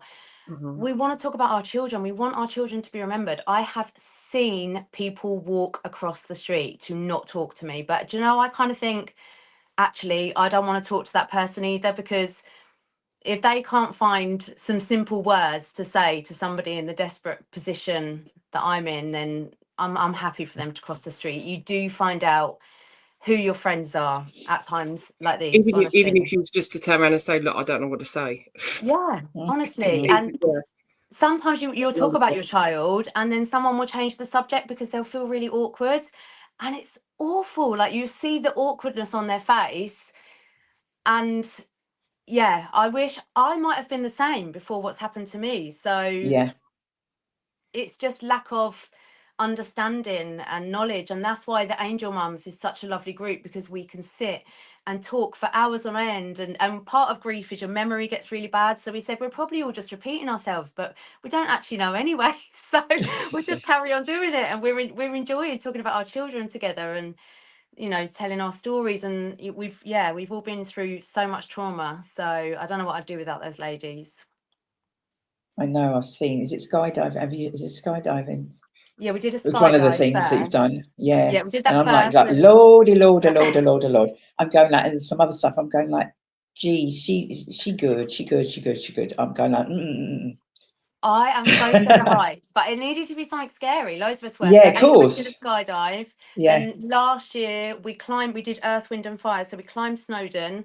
Then we wing walked, where you're strapped to the top of a little biplane. And then we did Walking on Hot Coals. That was my favourite. Yeah. I love that one. Yeah, That I was can so imagine. good. Yeah. I did that twice. And then this year we are doing a survival weekend, which there's no Uber Eats or any of that shizzle, no mobile phones. You're literally chucked Bear Grylls style in the middle of like a forest with nothing, no shelter, no nothing. So I'm really looking forward to that as well. I would really enjoy that one. Yeah. Yeah, you would. Yeah. I wouldn't. I quite like my home comforts, but I don't like being thrown but out. I like, being brave. I want to be brave. I saw my boy face things that nobody should ever face, and I want to be brave for him. So Dee was no good at doing a 24-hour walk. It was, I think, midnight and it was freezing, and Dee had about 6 different coats wrapped around her. I'll be wearing a lot of that coats. was then. I like being cold. Might be a different story now. Well, yeah, you might be better now, yeah. Yeah. Louise, unfortunately for you, we're going to get you back. I'd love to come back. It's been so nice to talk to you. I'm going to seriously get you back. There's so much work to be done. There is. And sometimes the most horrific things happen, and it's a case of what's next. And all what you and the other ladies and the other mums and families are doing, it's helping others. Yeah. We won't stop. Do you know what I mean? It's helping others. I'm going to throw it, so whether you come on your own or whether you come with your entourage. But there's quite a few of us now, so we might be able to You pick a don't couple have of the to be local in the, ones. sorry, yeah, you don't have to Maybe- be in the same room. You don't have to be in the No. same room. They could be in, but I think I can have sort of like maybe 8 or 9 Okay. of you, which love kind of would be, Yeah. yeah. And for those people that are watching right now and probably not knowing what to say because you're scared that you're going to say the wrong thing, I totally get that. At the same time, I knew having you on, this is a conversation we're going to be having. We're not going to be talking rah, but at the same time, you guys are shining so bright for others to see that's why I have to have you. Thank you. So It's so that important that we raise awareness. all the, as you sort of said, normal family, and exactly that. If you're told it's a migraine, they've told me it's a migraine, but your gut was telling you there's something else going on, and having to, as a parent or a carer, not, you know, following your gut and insisting on certain things, that is, all of that sort of thing is key. And the fact that you shared all of that information as well, you shared the lows, I know there's much more, but also just things from this that you've gained, new friends, and the support that you were giving others, and others are given to you also as well. For all those, Louise Fox and all those on the celebrity match, do you know when my son first started playing football was at Barton Rovers? Was it? Oh, when he was it's 8. such a nice little club, honestly. It is. My boys, George and Jamie, both played football. Like, they've played football there on the pitches for their school. Yeah. Jamie played for Barton Rovers. So, yeah, it's a lovely club. Oh, it is. It is. And if I can get the time off, I will. Do you know what I mean? You will see me. Oh, amazing. Make sure you come and say hi. Oh, don't you worry about that. You know I will. You know I will. If there is anything, and I mean anything, and you're like, oh, Dee, is it possible? Because this show is the first Tuesday of every month. Okay. So I won't be back on now until whatever it is, a Tuesday in May. And this is April. But every Tuesday lunchtime, 12 to 12:30-ish, we have a show. Okay. So if you wanted, or any of your colleagues, and they sort of said like, oh, can we squeeze in a quick promo and jump on, then just message me and it will happen. Thank you. That's really, really kind. I've loved chatting to you. I know you're like, thinking, and it's like, no, purely, honestly, yeah. Unfortunately for you now, Louise, you are stuck with me, with us. No, that's all good with me. Thank you, And Dee. if there's anything, as I sort of said, and just, you know, and maybe even any other sort of like stations that, do you know what, different audiences, and this is what we do, sort of like, you know, and creating that awareness further afield. Yeah. Because as you said, it could be any of our kids, and just having that knowledge and just maybe questioning sometimes when your gut is telling you something else. 11 months our little boy had, and they were horrific months with so many chemos, illness, seizures, blood tests where all his little veins were collapsing. You know, our children deserve better than that. So that's what us angel mums are campaigning and raising money for. Fabulous. Thank you. We will catch up. I'm going to catch up with you in the week. All right, darling. Okay, thank you. You're a star. See you Take care. later. Bye-bye. Bye. Bye-bye. Oh, wow. Shelley, producer, I forgot to tell the audience to put on their seatbelts. You forgot to remind me to tell them. They're thinking like, brown sugar, she thinks she's a singer, la la la la la, and then all of a sudden, like, bam, we hit you. We are very fortunate because Louise, as in Fox, who was just on, has never been on the show before. Hopefully, isn't it? Yeah, that whole. Did you know about George beforehand? Yeah, because it's been out there and just absolutely incredible. And the lady Lorraine Cook, a friend of mine who I worked with at Interbrew, messaged me. This was not now. This was a few years, and sort of said about Louise, and just one thing another, couldn't link it, tie it, that could get her to come on. And I saw that and I thought, right, let me try again. And yeah, so much. It's just timing, isn't it? It's yeah. And sometimes, for whatever reason, the time may not have been right then, but the time is right now, and it's what we do with that. So you will see this plastered everywhere from us. So those of you watching, and all we ask, if you're not going to attend or can't attend or whatever the case might be, there's other ways that you can support, even if that's sharing. Even if, I'm sure there's a link on the GoFundMe, whatever it is. I know Louise and the Angel Mums would be very much appreciative. So you've still got a few more guests, Shell. Have we got Bianca and Demi in the house? Yes. Check this out. They're still there.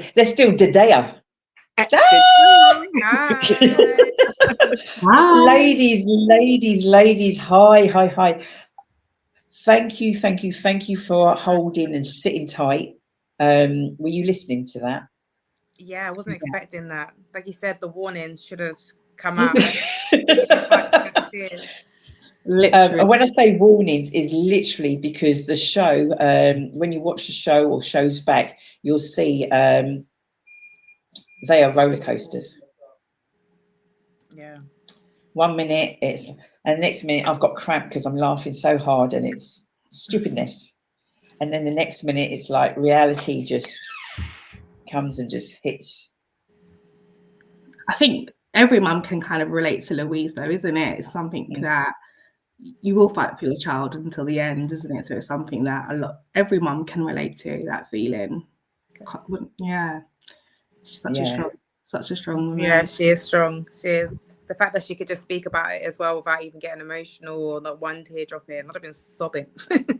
This has been a while. Well, when I say a while now, she's been on the news and lots of different things, and I think it's all there. But then for her to get that message across, she's kind of, you kind of hold it, and then, because you want people to get on board, you want more Angel Mums, you want people to, whatever the event is, and you want that awareness and that message out there.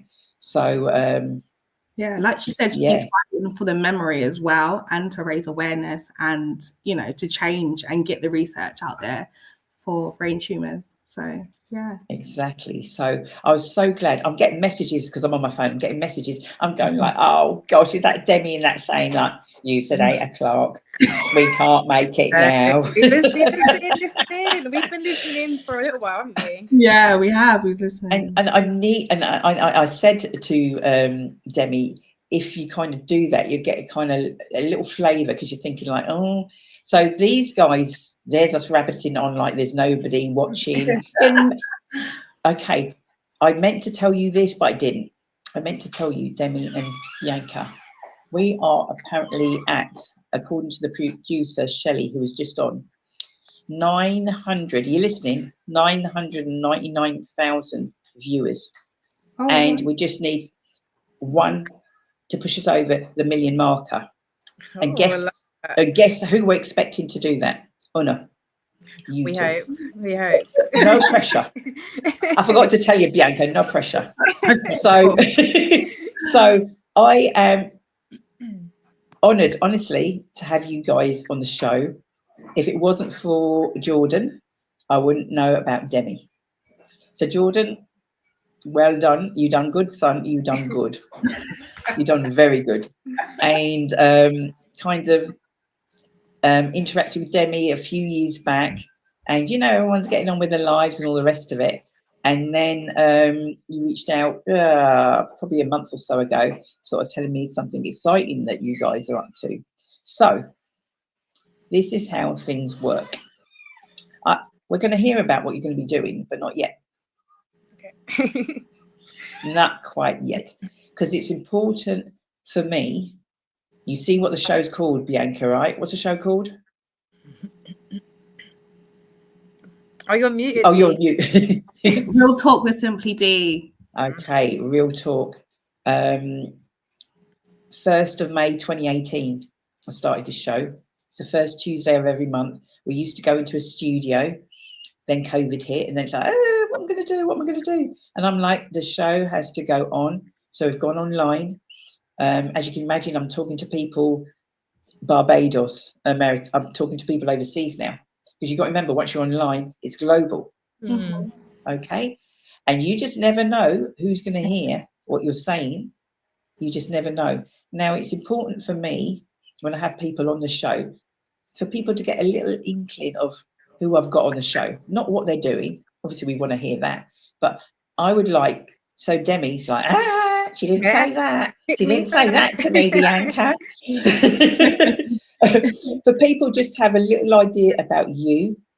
So if you want to just take a little time, I'll sort of like interject, ask a few questions. You're going to stay on the screen, Bianca, but Demi, just tell us a little bit about you. And that way then, if we've got a foundation, then when you guys tell us about what you're up to, people will be going like, we get it.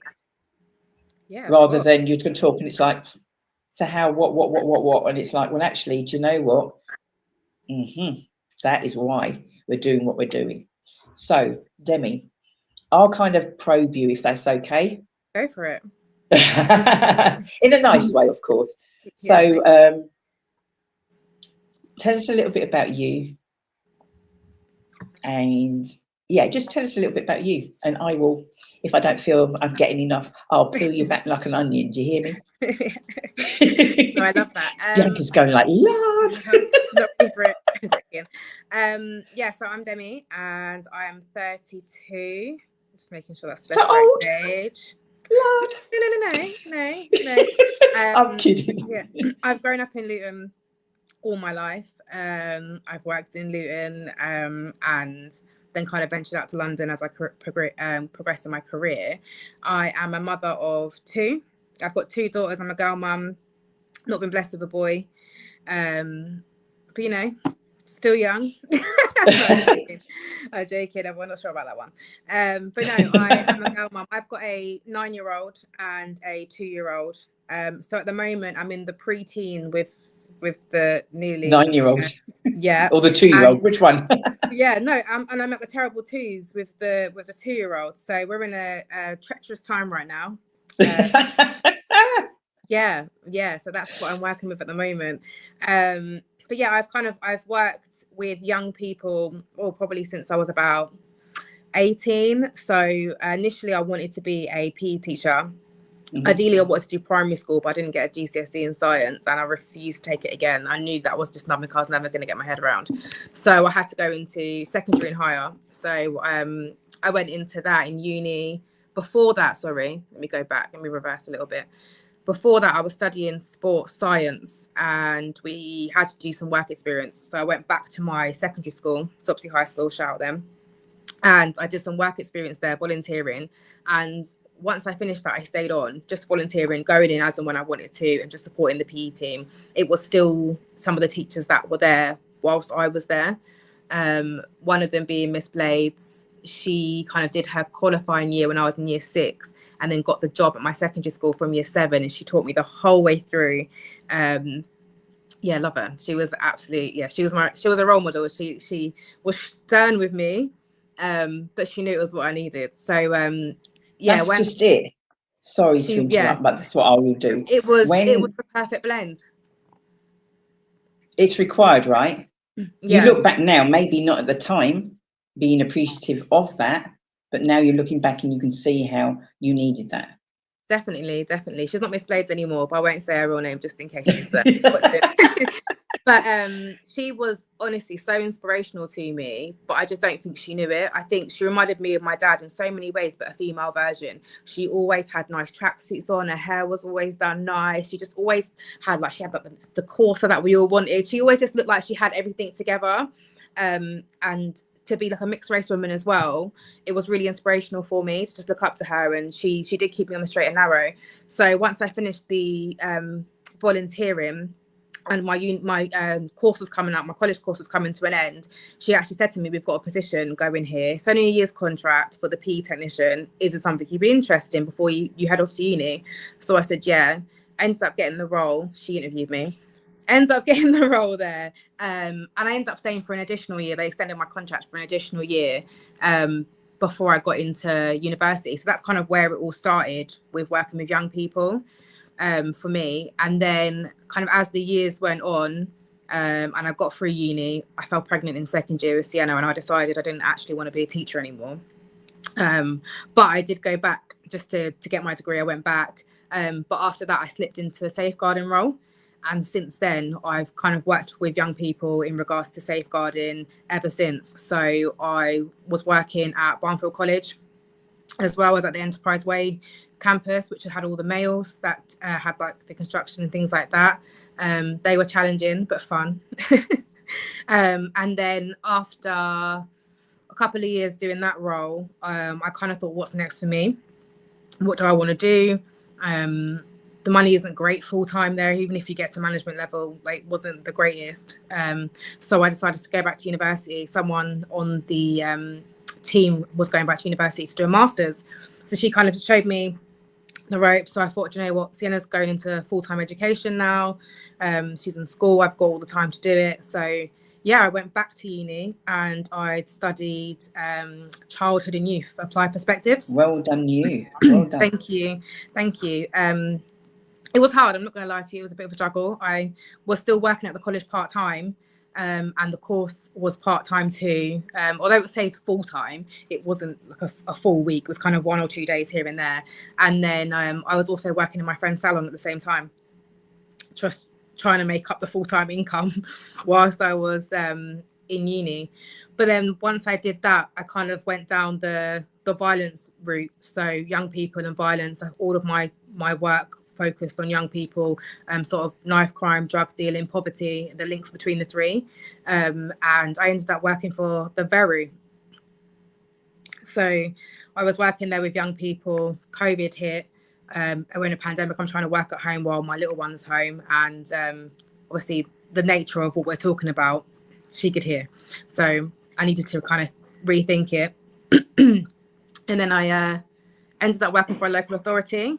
But within this role, still within violence, but within this role, I lost the one-to-one with young people. So it was a different role. It's kind of, I handled the data around all the intelligence to do with youth violence and exploitation that came in. And off of the back of that information, I was responsible for getting young people support that didn't meet threshold for social care or weren't involved with youth justice. So we had our own team of caseworkers. So with the information that come in, I'd pick up the information about these children, like, look, they're on the glimpse of being exploited and groomed. They don't have anyone working with them. Can we give them to one of our caseworkers? So I kind of present the case to my manager, and then we kind of see fit for who would work. And then, yeah, I did like the data and the analytics all around it. And then we were able to provide that higher up. And then think of strategies based on our information to kind of reduce the violence and exploitation across that borough. I left there September last year for a career progression. So I became the youth violence reduction lead for a charity in London, West London, but we worked kind of across South and West, which led me to meet Bianca actually. So Bianca works for a local authority. I won't go too into it, but they funded a few of our projects, specifically mine, and some of the things that we were doing. So I was in regular meetings with Bianca's manager, not knowing who Bianca was or anything like that. But they ended up putting us on a 6-month course together.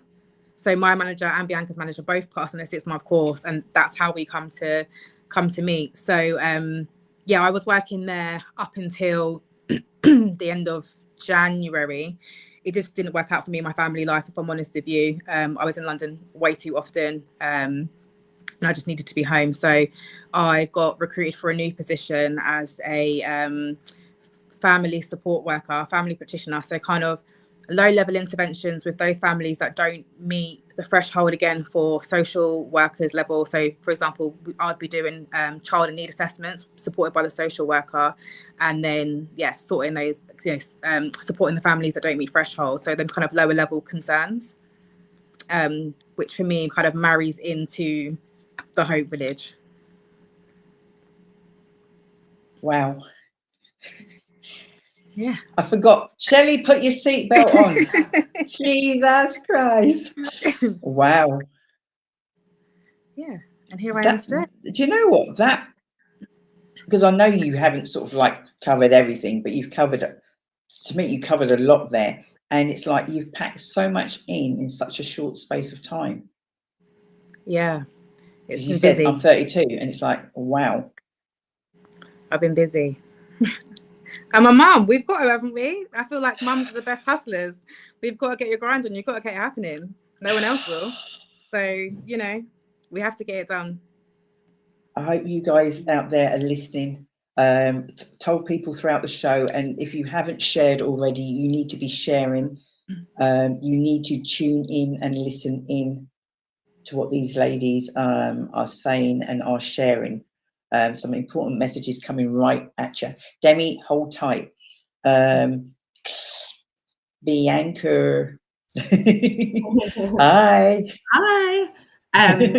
So yeah, I'm Bianca. I'm a little bit younger than Demi. I'm 31 years old. Lord, that's it. Look, she had to get that in. I'm a little bit younger. A little bit. I have 3 children. I have 2 boys and a girl. So I have a son who is 14, and I have another son who's 9, and a little girl who's 2. So if you kind of do the maths, I had my first son when I was 17. That was a challenging time, but I did have like the support of my family. And yeah, I had him. I think I was in 6th form at the time. The 6th form I went to was a Church of God as well, so it was kind of like I had to do like weekly meetings with the pastor there, and it was a bit, yeah, it was a bit kind of shunned, but I saw the vision and I knew what I had to do. So from then I was like working part-time, 8 hours a week in Monsoon, getting paid £400 a month. But you know what, I did it until I got my my grades, and then I went up to uni. And then whilst I was in uni, I was working for the NHS 111. So by then I had my son, and I was just doing whatever hours I could. There's really good incentives for the 111 as well, which just made it like more beneficial to work there. It was a really, really good like stepping stone. And then after I got my degree, I just thought I want a career. But I felt like I wanted to make a difference at the same time. So I had a kind of a passion kind of for social housing. So I became a housing officer for a local authority, and I worked there for 7 years. During that time, I was trained to be a domestic abuse advocate champion. So I was working with domestic abuse victim survivors and like tenants that needed to move due to emergency situations like domestic abuse. And then from there, I was on the side, I was doing work with young boys and girls, like charity work, just as like a hobby. And then I moved into the gangs department. So now I'm a gangs violence and exploitation outreach worker for a local authority. And yeah, like Demi said, that's where I met Demi, and we founded the Hope Village. Wow. Powerhouses. 100%. Power couple. Well, Demi knows we had a conversation a couple of weeks back, and when she was kind of just explaining what you guys are going to be doing and just the ethos behind it and all the rest of it and that, I'm like all over it. Yeah, what can I do? Amazing. What can we, as in that Simply Deez, what can we do? So thank you both for honestly taking the time out and coming on the show tonight. So for those out there, if you've got questions or anything like that, please throw them in the chat. Who's going to tell us about the Hope Village? Demi can. She's a great talker. I knew you was going to put this pressure on me. No, I'm joking. So how we came about the idea of the Hope Village, actually, we was sent away for a weekend on the course that we was on. And I think one of the group work sessions, one of the leaders asked what our dream job would be. And as we went around the room, I was sat next to Bianca, and she gave the answer, I'd love to have a mum and baby unit. And I looked at her and I said, I've got the business plan written down on my phone. And she was like, what? She was like, we're going to do this. And I was like, we're going to do this. So it all just kind of went from there. We started off speaking about potentially using Bianca's soft play events. She's got a soft play event company, Mini Me, check that out on Instagram.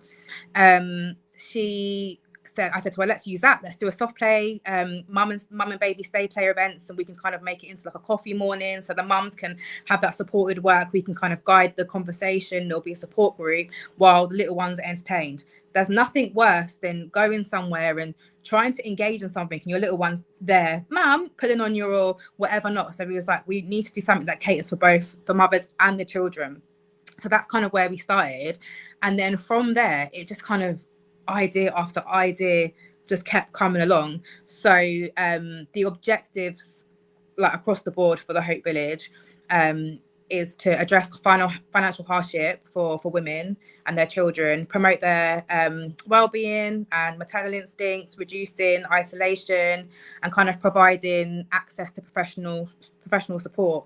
So yeah, we're gonna eventually get around to hitting all of our needs and our wants of what we want to do. But yeah, it's a journey. So I don't know if you want to speak about phase one and what we're going for now at the moment, what's coming up. Yeah, no problem. I can do that. So like Demi said, it is a journey, but I think this is like 3 months in the making. So it's still early days, but it's sometimes you can sit on goals and you can sit on your dreams, but like me and Demi have decided to go for it, you know, with the tools and the skills that we have now. And I feel like we've achieved a lot in the space of 3 months, and we've done it ourselves, and we've done it with the people we know and the village behind us, which, you know, I'm extremely grateful and proud about. So phase one, so in May, we will be having a mother and baby walk event. So basically you can come along with your toddler, or even if your child's a little bit older, and we'll have a club that we will come and we'll join. We can have like girl talk, or, you know, we can just be there to kind of bounce off each other. So that's something that we're going to do in May. Demi, help me out. So where is this taking place? No, I'll step in there. So it's going to be based in Luton, and ideally we'd have like a meeting spot, and then we'd kind of go for a walk, and then we'd probably stop off at a park, have some refreshments, and again, there's the opportunity to talk to the other mums that are there, or seek professional advice of one of the workers that are there as well. So it's kind of hitting that physical health and mental well-being. And yeah, again, just providing that support network through fitness. Like I said, when I went to uni first, I did sport and PE, and that was my big thing when I'm becoming a mum. How do I get time to exercise? How do I get time to gym? How do I get time to do that as a mum? So again, this activity, bring your child with you. Exactly that. Like we said, we don't want to make parents feel like, or mums feel like they're left out and they can't do things because of their child. No, bring that baby. All of our events, the babies are welcome. Bring them to whatever we're doing and get them involved. Exactly. Oh. So do you have, or are you planning on having like a base? At the moment, not as such. I I think we're looking at venues at the moment for the stay and play. Is roughly what I'm aiming for is in the town centre. So I've got a venue. We're just literally finishing up the finals for it. So Okay. in the town centre, that's where we'll have the stay and play / coffee mornings. But whilst they're running, we are also going to have a baby bank as well. So it allows mothers to come down and take whatever they need for their baby. So there'll be toys, like for developmental reasons as well. There'll be food. There'll be period products. There'll be toiletries for mothers. Wow. Yeah, so that's the plan for that as well. I should have said, so like I'm based in London and Demi's based in Luton. So the events that we will put on, we'll do one in Luton and one in London as well, just so it's okay. So that yeah, that's the plan. So once the funding and the money starts rolling in, we're kind of using Luton as like a kind of pilot, and then we're going to mirror it and kind of take it to London as well. Okay, I'm kind of like, so. Yeah. Is there just an Insta page? No, I think no, the I'll Facebook page. Yeah, the Facebook page is glitching at the moment, and so is our LinkedIn. I'm not quite sure what's going on, and even the TikTok. The TikTok's up and live. It's just not allowing me to follow anyone, so it looks like I'm just ignoring everyone. But I'm not. Well, when we get that, yeah, when we get that information, we can share that out. So right now, this is incredible. So you guys, based on your experience and what you've been through, as kind of saying like, this is the kind of thing that when you had your kids, well, when they were younger, what we the needed. kind of thing that you needed, it wasn't there, but you're putting that back now, as in like, this is what we needed. Now you're on the show now. What can we do to support that? So as in like, you're talking to the masses out there. Are there, because you're sort of saying like whether it be a food bank or whether it be sanitary stuff or I don't know, whatever it is there things, is there items that you need or have you already got, or I don't know, what sort of things can the public or people out there, how can they help support what you're doing? So we will be putting up a link up on our social media once we get it up and running on the Instagram page. For looking for donations, anything though, it's literally about anything that you can spare. You can go in, look at your old children's clothes, if they're, if you feel like someone else would, wear them and they're in good order, then that's something that we would love to receive. At the end of the day, everybody sometimes needs a helping hand, and that's what we're here to be. And our strapline is, everyone is a family they can rely on, and that's what we want Hope Village to be. We want it to be a family. We don't want to shun you. There's no question too silly. There's no support, that we can't try and give. And if we can't help you, then we can point you in the right direction. And signposting. Yeah, exactly. No embarrassment either, because I feel like I know obviously times have changed now, and we're in so much more of a worse position in terms of the cost of living crisis, and people feel shamed or embarrassed to have to go down to a food bank or to go to a baby bank. We don't want that. We're even considering doing the food delivery, so people don't have to go to the food banks themselves. They can just tell us exactly like kind of what it is that they want and need, give us an idea of what it is, and we kind of provide that to them. So we also are looking into that as well. So it'll be basic food such as milk, bread, baby food, again, period products and toiletries for both baby and mother. So not just toiletries for baby, just for mum too, and just basic kind of hygiene needs for them. Because again, it is tough times, everyone struggles, everyone's going through it, and I think more than ever, this is what mums need, especially the young mums. I mean, both, like I said, Bianca and I work with young people, and we've got children having children. I've worked with a young lady who had a baby at 15 years old, and she needed all the help that she could get, and I think that's exactly where we want to be. And eventually we are going to be offering as well some cognitive behavioral therapy for those that have experienced trauma. So we're going to kind of target mothers that have experienced domestic abuse, or to be fair, any form of abuse. So they've got that access there to the support that they can get. That's just, again, one of our other things that we've got in the pipeline to come up.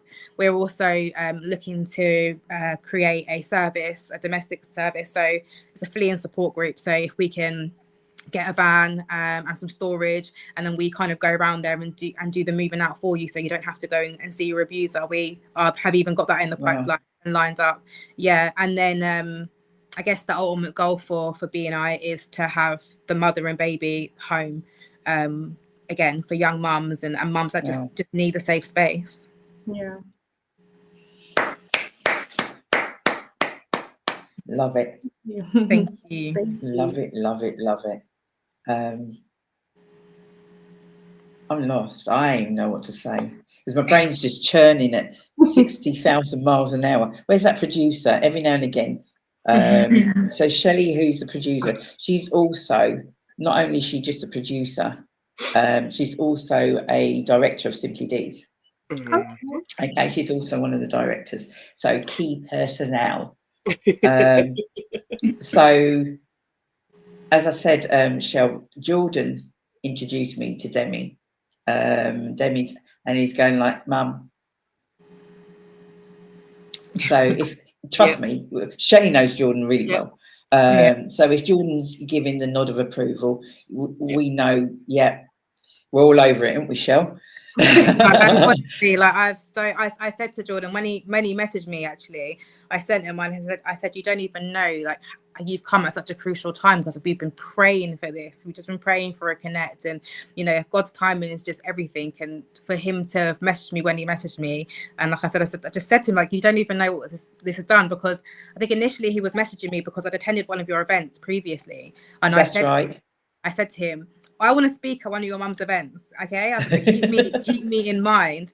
So bless him. He kept me in mind, and like I said, he messaged me at the right time where Hope Village was just building. So it was perfect. And I said to him, honestly, I'm so grateful. I've known Jordan, I don't know, probably since I was about 12, 13.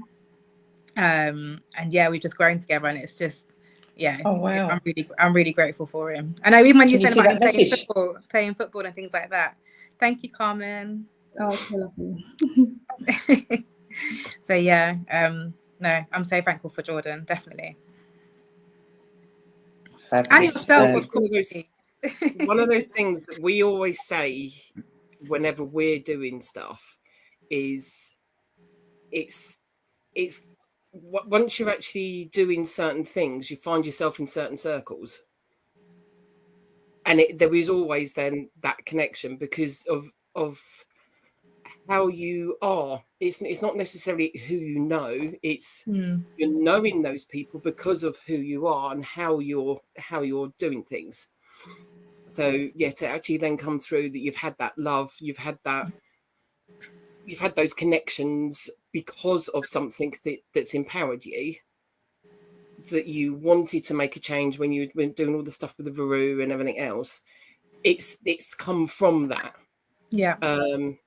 And we see it time and time again with anything we do with the Deez events. It comes from that. It comes from that passion. It comes from being that kind of person that you find yourself in the right circles.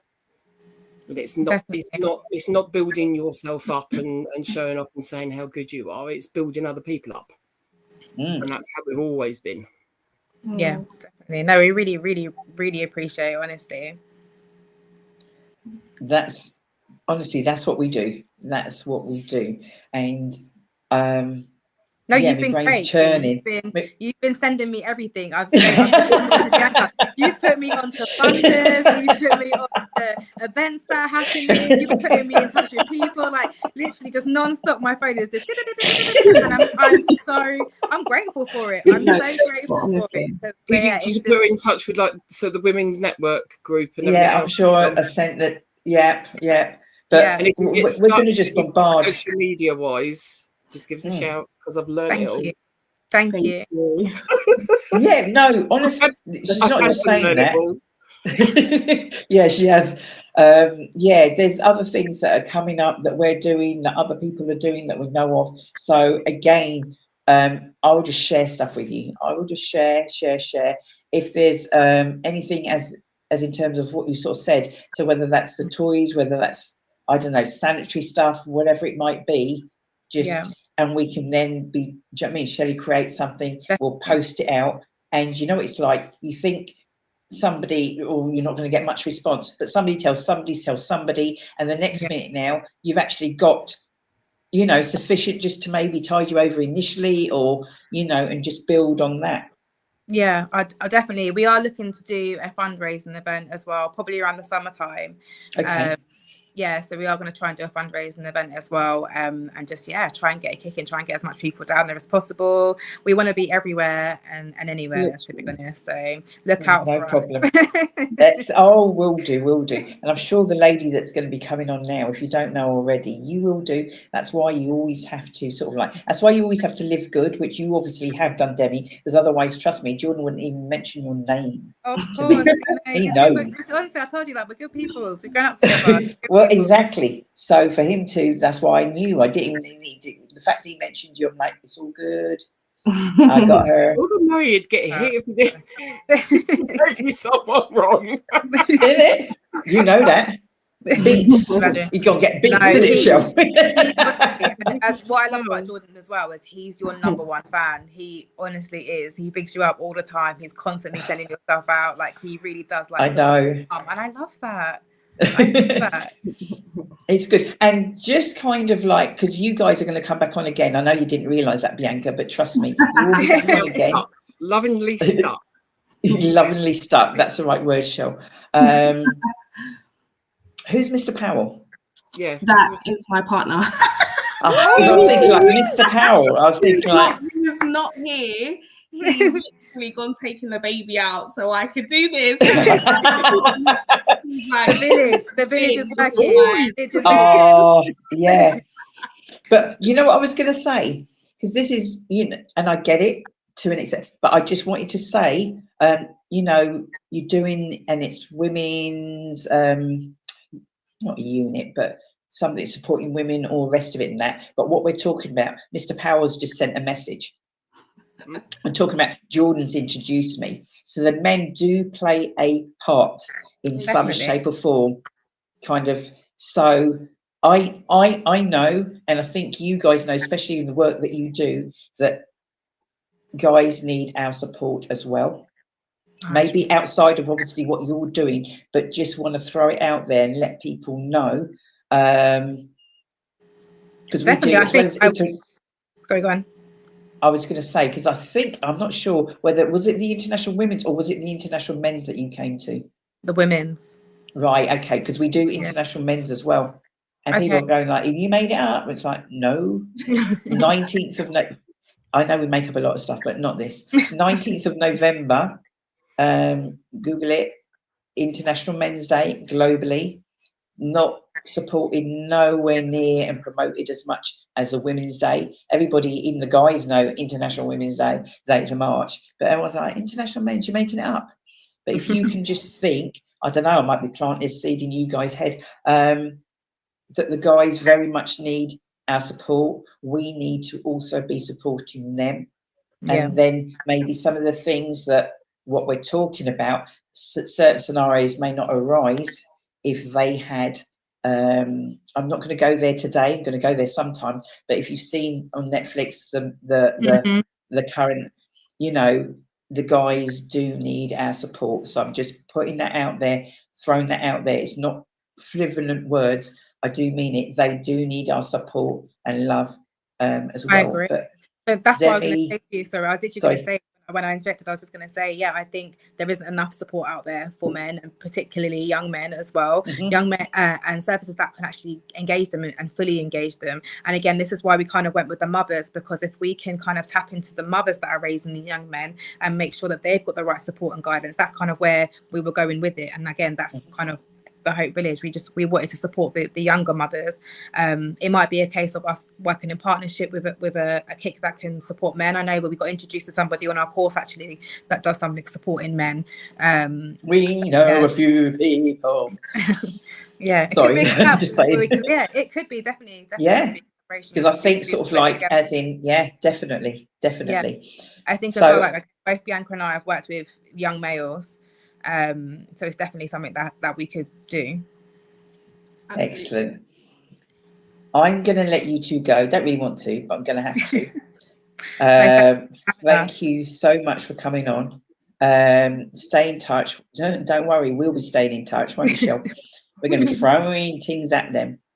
And if you get the opportunity, you might be doing bits and pieces and that. If you get the opportunity, if not now, certainly stay tuned and listen in to the young lady that we've got on next, because you'll be like, oh, wowza. Wowza. Yeah, bring it. Actually, say something. yeah, before you two disappear, let's do a little intro. Hi. Louise Clark. Hello. Oh, girls, listen, what you're doing is incredible. Really incredible. Love it. Thank you. Yes, so many areas I've kind of worked in that are close to my heart. So, yeah, loved. I've followed you now anyway on Instagram, so I'm looking forward to seeing what you do. Thank you. Okay, so you guys get on with what you've got to do, but trust me, Thank you listen in, so and much then for you're going to be like, we're going to follow Louise Clark. We're going to hook on to Louise Clark. We will do. Trust me. Thank you again. Thank you so much. All right, ladies. Really Thanks. appreciate the opportunity. Take care. Bye-bye. All right. Bye-bye. Clarky, do you know what? This is what people don't believe me when I say stuff, and it's only through the guests. You know, when I messaged you to come on the show today, this was before your little shindig and you plastering, whether it's the following day or the day after, and I'm going like, oh, I've already nabbed her for the show. People thinking like, oh, she's now got her because she's doing. I'm thinking like, I wanted her on before that. Yeah, you got me at the very beginning. You got me years ago, Deez, didn't you? This is the start. You actually know what? To be fair, you gave me my first speaking gig. No, I didn't. You did, like first platform so I've spoken in events when I've been to events, and like when I was working with the police and stuff, working at Inside Connections, I'd speak then to people, but I'd never actually spoke my story fully. And you go, no way. No, never. Shelley Titmus, get back on here. Sorry, I'm going to kick her off in a minute, but are you listening to this? It's your fault. You started me off. They can't shut me up. Did you hear that, Shell? That's so much. That's why I've got a sore throat. I've got to stop talking. Oh my gosh. Are you serious? Yeah, I'm deadly serious. Yeah, like I'd spoken at places where I'd kind of gone in and told like a little bit, and it's always been work-wise. But I've never opened up and told my full story. There's a podcast that I did after you guys. I think it was after International Women's Day, and that kind of told a big chunk of it. But you guys gave me my first gig. Wow. It's your fault. It started here. Oi. And now I'm not going to sing, though, Dee, so don't worry. Sorry? I'm not going to sing, don't worry. Hey, I hope you're not throwing shade. Are you two be messaging? Yes, Cecile. Yes, Cecile, International Women's Day. Oh, my God. Oh, my giddy aunt. So, hi, Robson. Oh, it's Robson. Oh, check all these people out. I don't know who they are. Yeah. Please, if you are watching, share. If you haven't shared already, and guess what? Even if you have shared, share again. Share again. Okay, Shell. Hi, DJ. My words. I was just going to. I can't do it now. Oh, there you go. You're saying about a gig. Picture of her at the International Women's Day. Yeah. No. Oh, that one. Oh, that one there. Yeah, that was me on Friday. Oh, we're not going to talk about that quite yet, but we're going to talk about that. Okay. Yeah. That's going to be our piece on it. Yeah. Yeah. So I've got a few more gigs lined up from that one. Oh my gosh. Obviously, that's the second one. The first one was in House of Lords, and then that's right. One, yeah. That was in November. Oh my! So everyone's there, sort of like watching. Some people going like, "Oh, I know Louise Clark." Some people going like, "Louise Clark, yeah, and what? Who? What?" And it's like they got no idea what we're talking about. No. And so this is how today has worked. I didn't have any more guests on, and you're here because you're my last guest. Because we need time. Because there's so much to talk about. There's so much to talk about. Now, the young girls that have gone off, I wanted to do that kind of like just a little link, because I know that you so know what they're saying, and where they're coming from, and just kind of like, and obviously if you've linked with them, just that encouragement. They're young, but do you know what? They've got an idea, they've got a vision.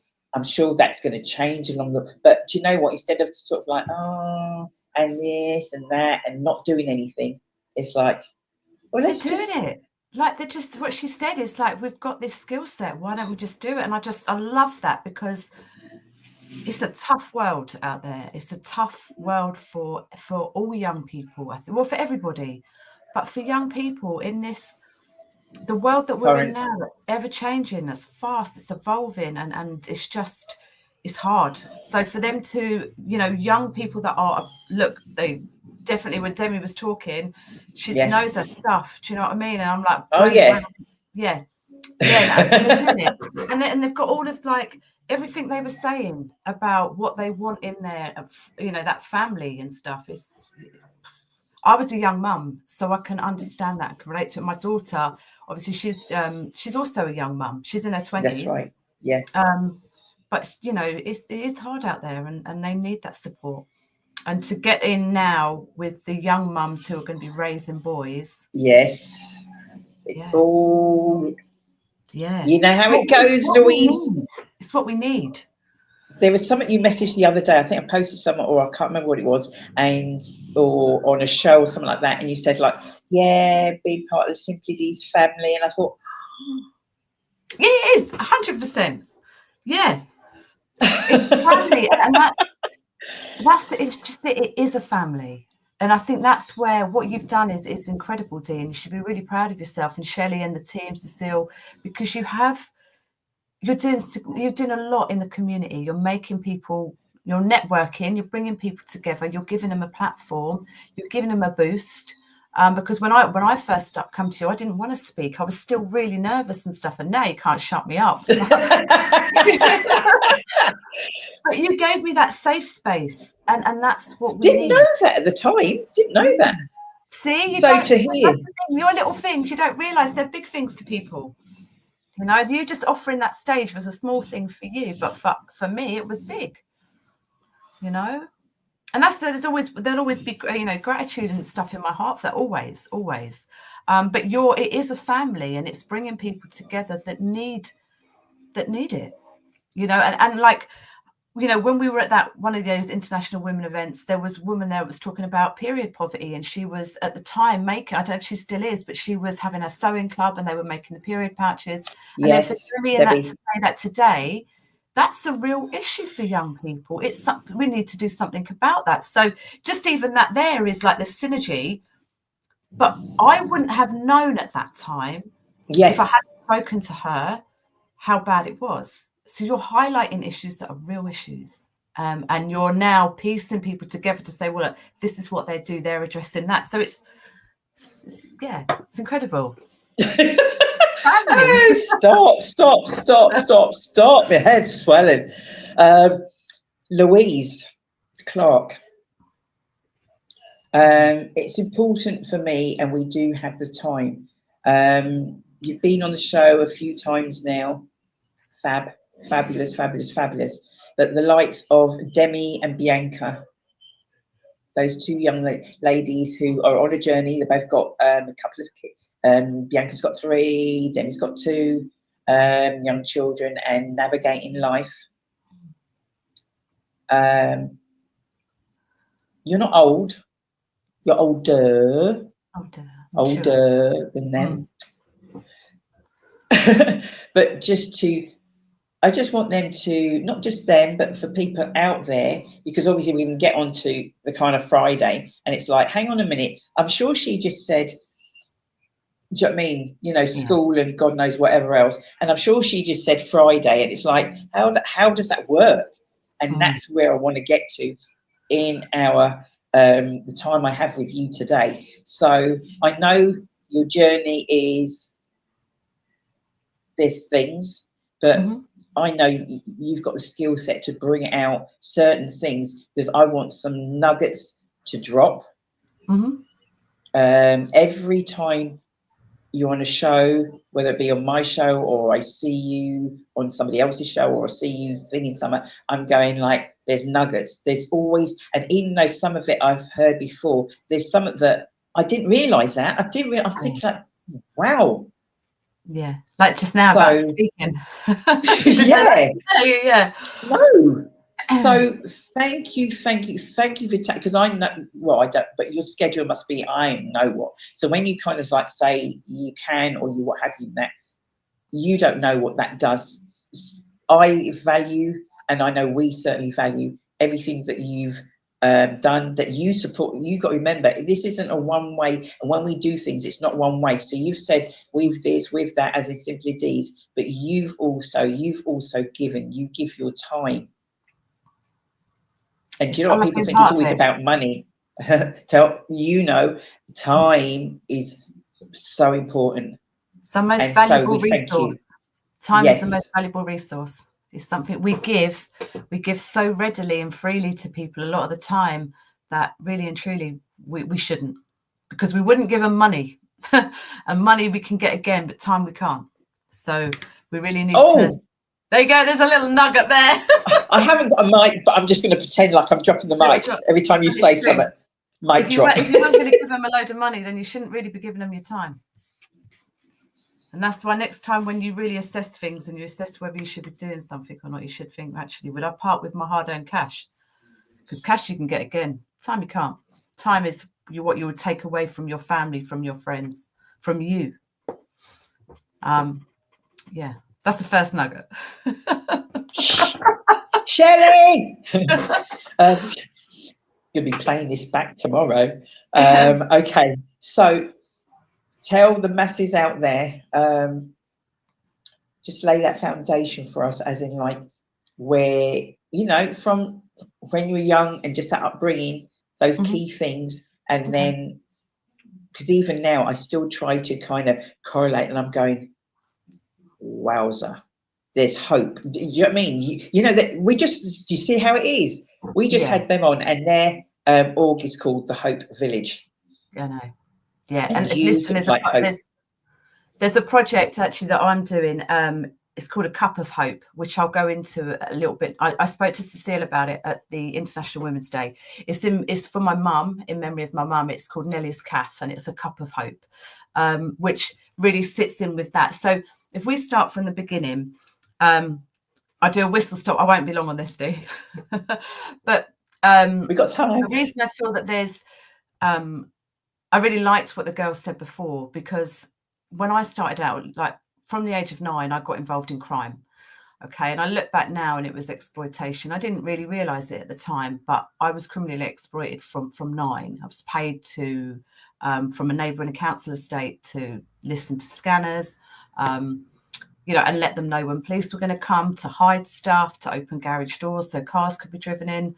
And in return, I got money, but I also got support and a family, like a unit that I was lacking at home. And the reason I was lacking it at home was because I was a latchkey kid. You know, my dad was a heavy drinker, and you know, there was a lot of domestic violence in the household. So I was out on the streets at that time. My mum worked nights to escape. And my dad was always drunk. So it was easy for me to live outside. But when you lived outside on the streets and hanging around all the time, what came with that is people seeing that and seeing that, you know, you were vulnerable, and they play on that. And that's kind of what happened. And that led me down a little, it led me down a path, it led me down on a journey. So by 12, I'd been arrested twice, and was my first appearance in court, where I got a conditional discharge. I was smoking weed by that point. So at 10, I started smoking weed. 12, I'd appeared in court.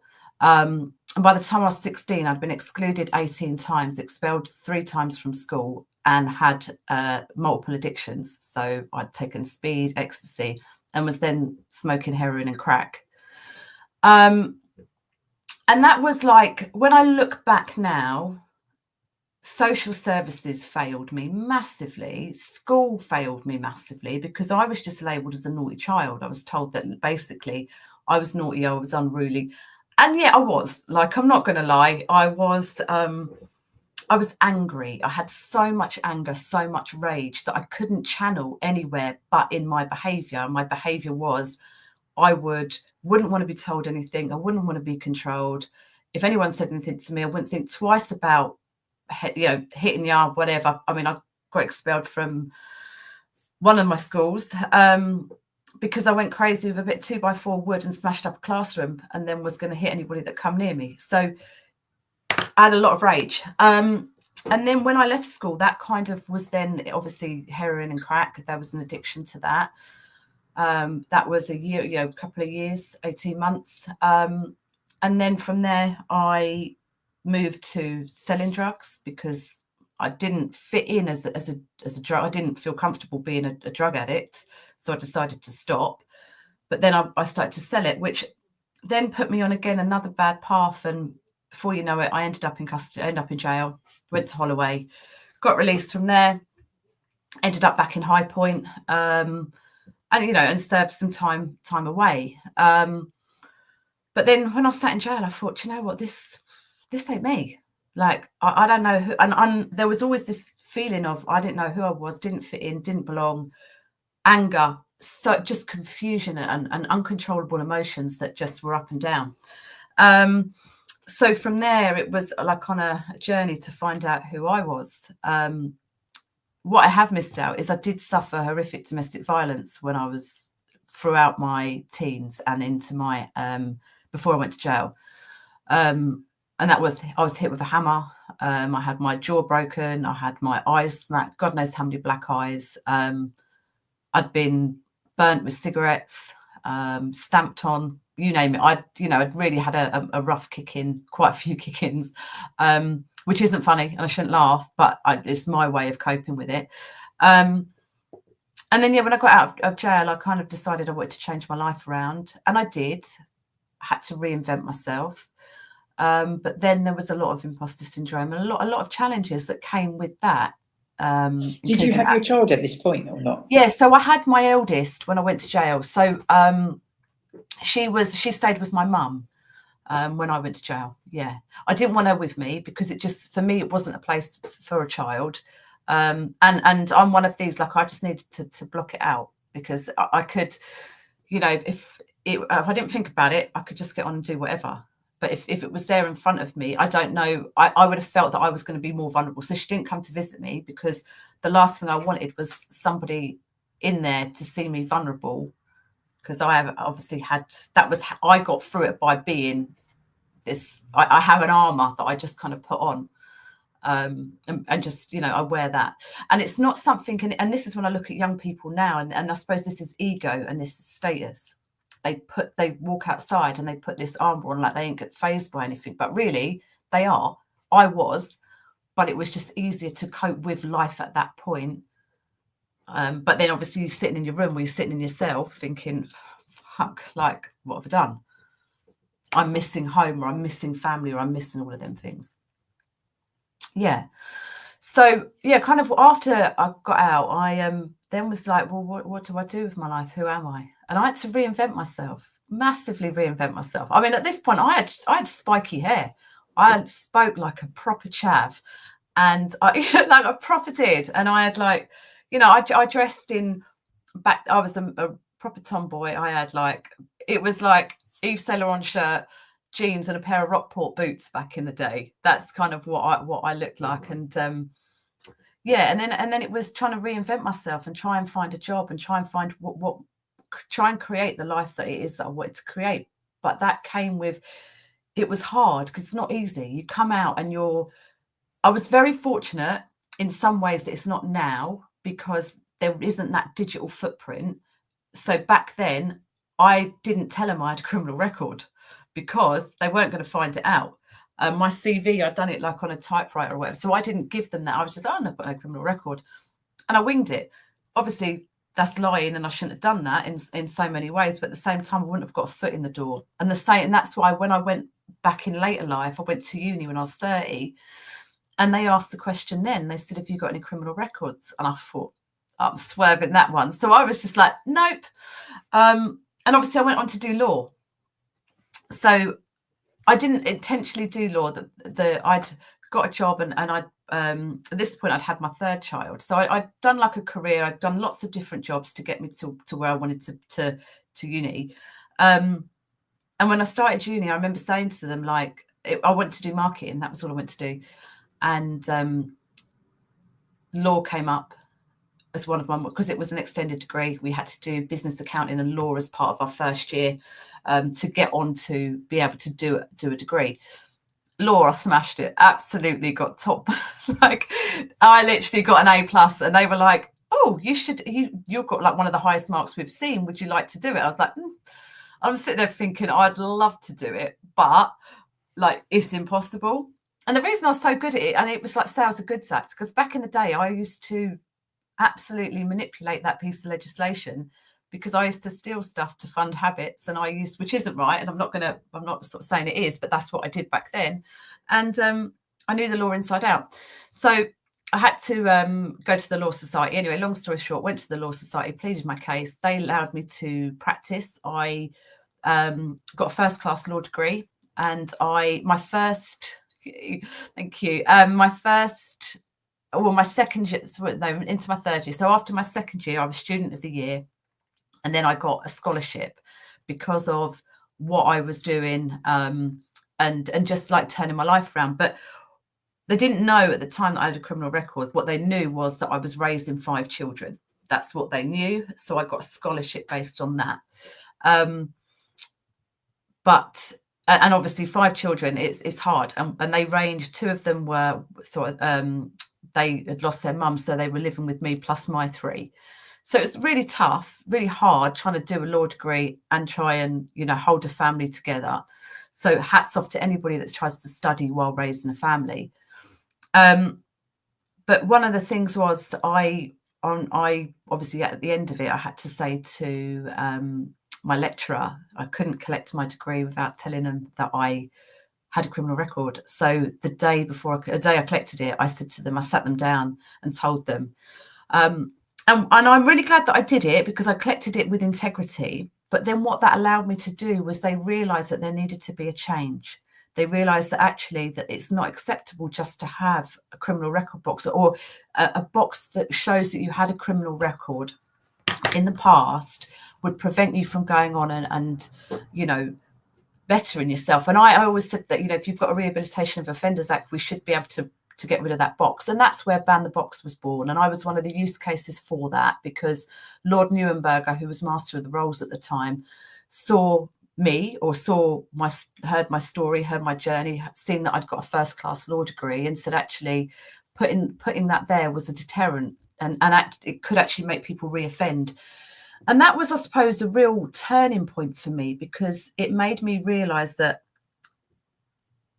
other people could see that you can turn your life around. So I knew it. I believed in it. I was capable of it. But it took that Master of the Rolls to look and think, actually, we need to do something about that. So they did. And then that it took away some of my imposter syndrome, because that was like the boost that I needed. So then that helped me go on, and I worked at InBev, and Anheuser-Busch. I worked there. I worked at different global companies then, and that started me on my next journey. Yeah. Wowza. Okay, so I kind of get the gist. And for those of you that are watching, it was important for Louise to give sort of like a foundation, because so many things have springboarded from that not so great start, maybe. I don't know how you want to, and you're thinking like, oh, it's all over, or you're thinking like, oh, people are going to think certain things, and yeah. And that's so true, because that's the thing, our internal dialogue probably beats us up more than anything else. Yeah. And I could have quite easily thought to myself, do you know what, my past is going to dictate my future. if I allow, and it could if I allowed it to, because I could see myself, because you know, you've got that internal dialogue. You are thinking, oh, you're not good enough, you can't do that, you've got a criminal record, you know, and then I always compared myself to other people. I'd look and see what they've got, and what I thought they was more, I was then thinking, well, I'm inadequate. So I could have really sort of allowed myself to shrink, and you know, and I see it with so many people. I see that with young people that I've worked with in the past. When I've been into prisons and I've spoken to people in prison, I see it. And that's why I think I feel so compelled now to go on and try and just get better, so that I can show people, actually, you can go on, but you just have to have this belief in you. And people like Demi and Bianca and what they're doing is going to give them that. And that's why as soon as I heard them speak, I was like, I think I even put in the chat, go on, girls, because you're doing something that's incredible and that's needed. Because I had a woman, there was a lady called Jackie in the youth club, in the Rondi, and she was brilliant. You know, she was a person that would give you a bit of a boost and belief in yourself, and we all need that. And you know, with poverty and austerity, it took away our clubs, it took away our community spaces, it took away that valuable hub that we need. And that's why we look now at, you know, we look at just Luton, for instance. We look at all of the issues that are going on, the postcode wars, all of that stuff. Even, you know, this weekend, you know yourself, 2 shootings. You know, 2 incidents on 2 different estates. You know, we need to ensure that we have that kind of community, and I feel that so I've got lost then ranting. No, not at all, because you were talking about the girls and what they're doing, and and it's just having that belief in yourself, you know, and we need more people like that. Yeah. Okay, so you've been busy. I have. Yes. We're going to skip a little bit. Mm-hmm. And I don't know, 2019, all kind of like, I don't know, what was happening in 2019 for you? Because 2019 was literally, because COVID was literally last week, by the way. So that's 5 years. So 2019 was a I know, 5 years. 2019 was a massive turning point in my life. Significant turning point in my life. And I won't go too much in because it's not my story to tell, but my daughter, I didn't know that. Yeah. So my daughter was 2019. She that was where something happened with her and her partner, and she ended up going into custody. You did. Yeah. So she was, I mean, it was all over the news. She was convicted of a firearm, minimum mandatory sentence, and she went away. And there's a lot of, you know, of her story that she will tell at some point if she wants to.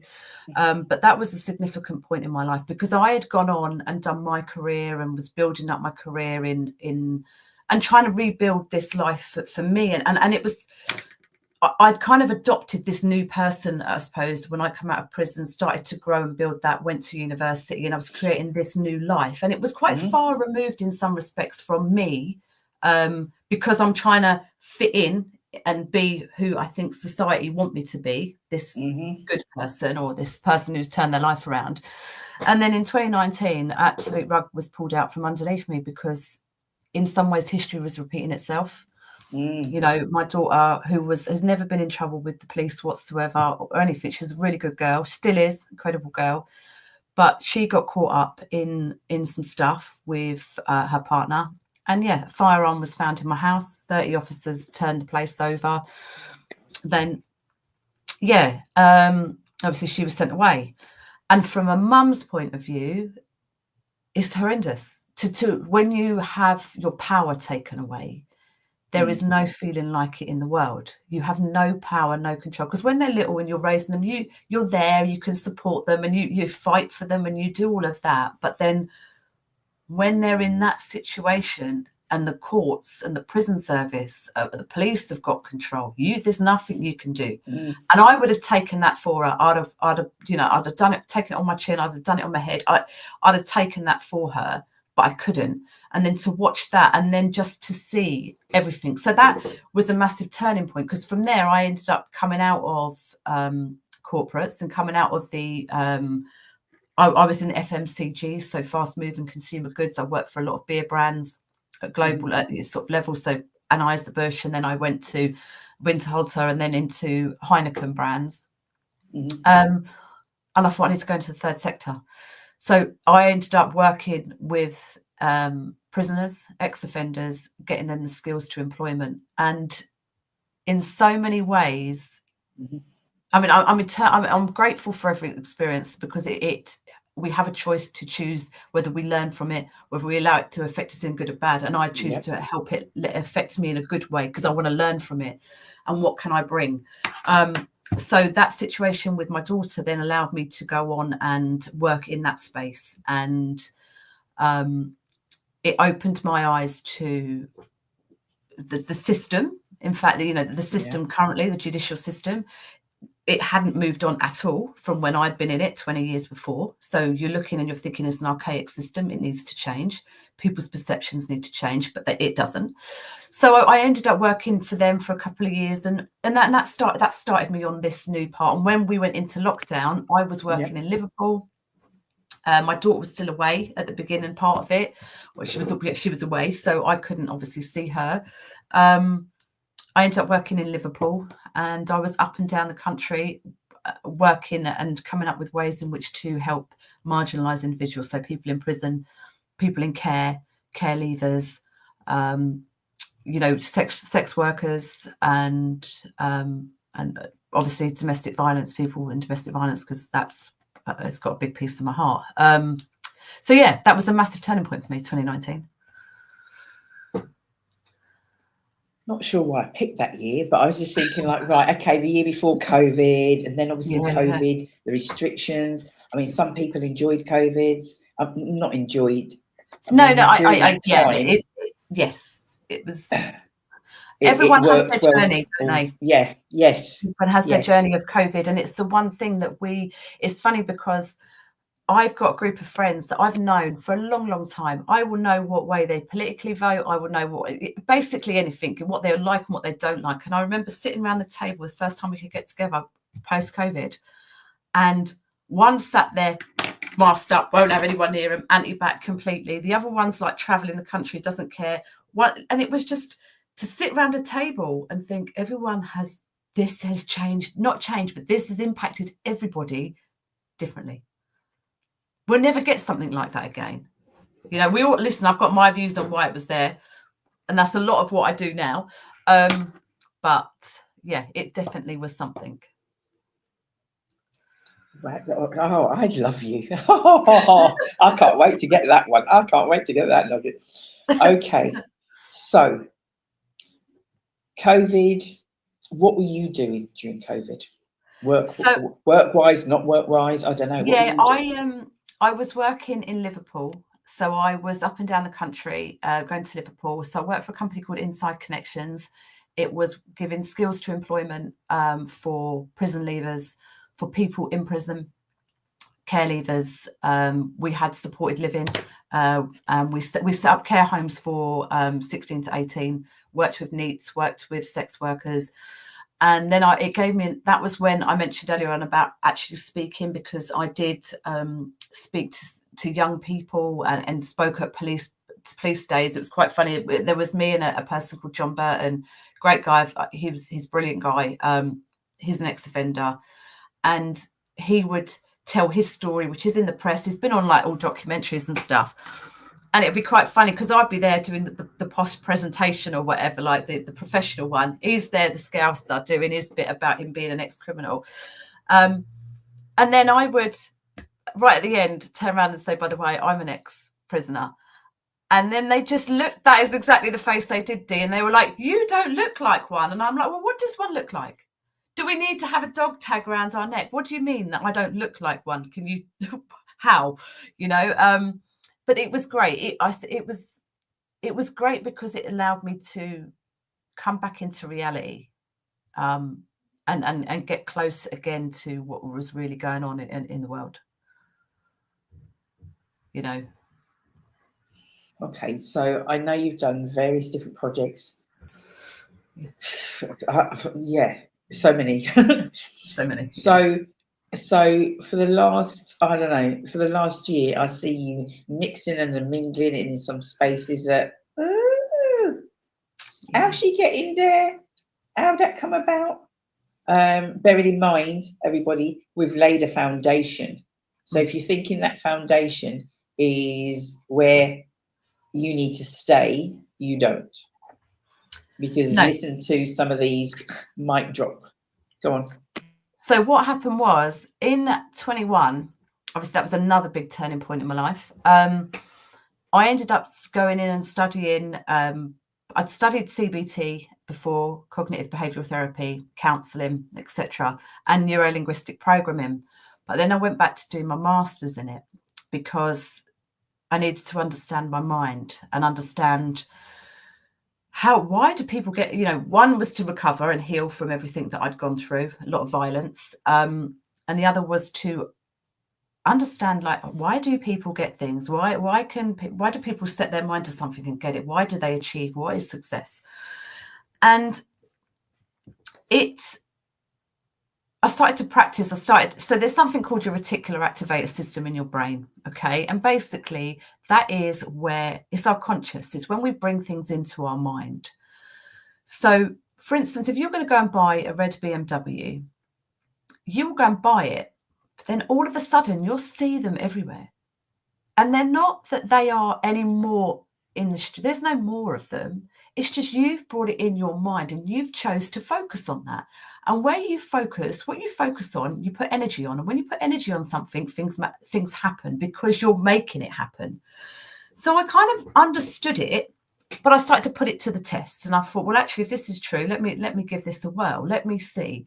And I realized that when I focused on certain things would happen. If I focused on a negative things would happen. If I focused on something positive things would happen. So I thought, well, I've got control of my life now. What do I want to do with my life? Where do I want to go? What do I want it to do? And I wanted to help people. I wanted to make a difference and make a change. So firstly, I ended up working for Tony Robbins, which came about quite randomly. I said I wanted to work for him. I put a bit of energy on it. And I ended up working for him and crewing his events. He noticed me. I was really, really fortunate. There was some stuff in like social media. I commented on it, shared best practice. His team reached out to me. And from there, they sort of said, would you like to meet? And I met him via Zoom and crewed his events. But then that put me into, because we've become a digital world during COVID. So in 2020 and 2021, people were moving a lot more online. Things were happening online. Events were online. You spoke earlier, Dee, about being able to have conversations with people across the world. So that for me is, I don't have to stay in Luton. If the world is out there, if I can get to as many people as I can, I can get to as many people as I can. So that allowed me to network. From there, I managed to work for ChatGTP as a beta tester. This is obviously generative AI. I'd used some of my experience previously, but I got to work for that. So with that in mind, we'll kind of park that for now. So I worked for ChatGTP as a beta tester. The world starts to open again, 21, back into 21, 22.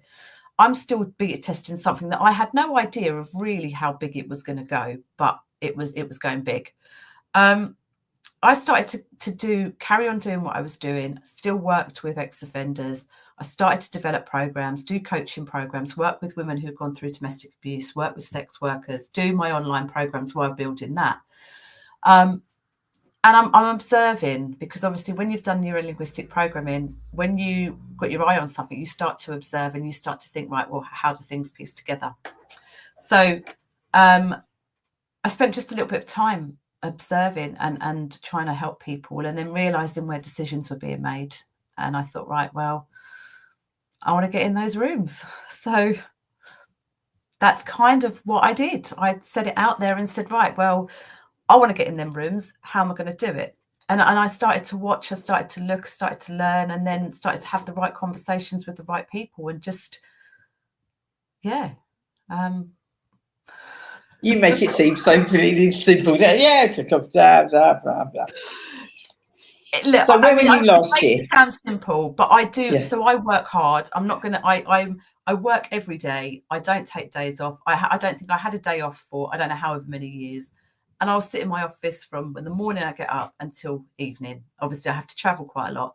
But it's about when you want something, it's how much do you want it? And then it's about being really structured and really selfish with your time, which goes back to the point that we said earlier about time. Time is our most valuable resource. It's either going to help you, it's going to propel you, or it's going to hold you back. And it's how you choose to use that time. So if you want to sit there and scroll, listen, the average person scrolls 4 hours a day or watches TV for 4 hours a day. You do that till you're 80. You've spent 12 to 13 years of your life scrolling. So you can't tell me you ain't got time. Do you know what I mean? So it's about what do you want? So for me, I want to see change. I want to be able to be part of a change-making era where we make positive steps. And I'm also really conscious of what I've learned recently is decisions are made at this level with certain people, and it don't filter down to people like me.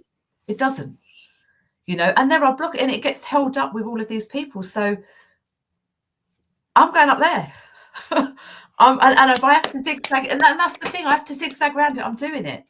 And that's kind of what it is. I ended up joining networking groups. I thought, right, well, how am I going to get in there? Where do they network? What do they do? Who do they see? Where do they sit? And someone actually said to me, I'll never forget it, right? We were at, went to the Old Bailey one night. This guy called Andrew Pritchard is a high-profile ex-offender. We were at the Old Bailey one night. They do, every now and then they do, you can bring young people to court in the evening. And what they do is they have the judge there, who they also have a doctor, they have legal professions, and they put you in courtroom one in the Old Bailey, and you get to see graphic images of people that have been, like, it's a deterrent. So it shows you what life is like in prison, shows you what it's, you might have seen all this before with Veru, but so we were there anyway. We'd been to one of them events, and we're sitting in a black cab going across London on the way back, and he goes to me, I reckon you'd be a good advisor to the government. I go, yeah, I reckon I would. He goes, all right, I'll give you 2 years, 2 to 3 years. Do you reckon you could do it? And you know me, Dee, I'm like, ah, challenge accepted. In it. All right then.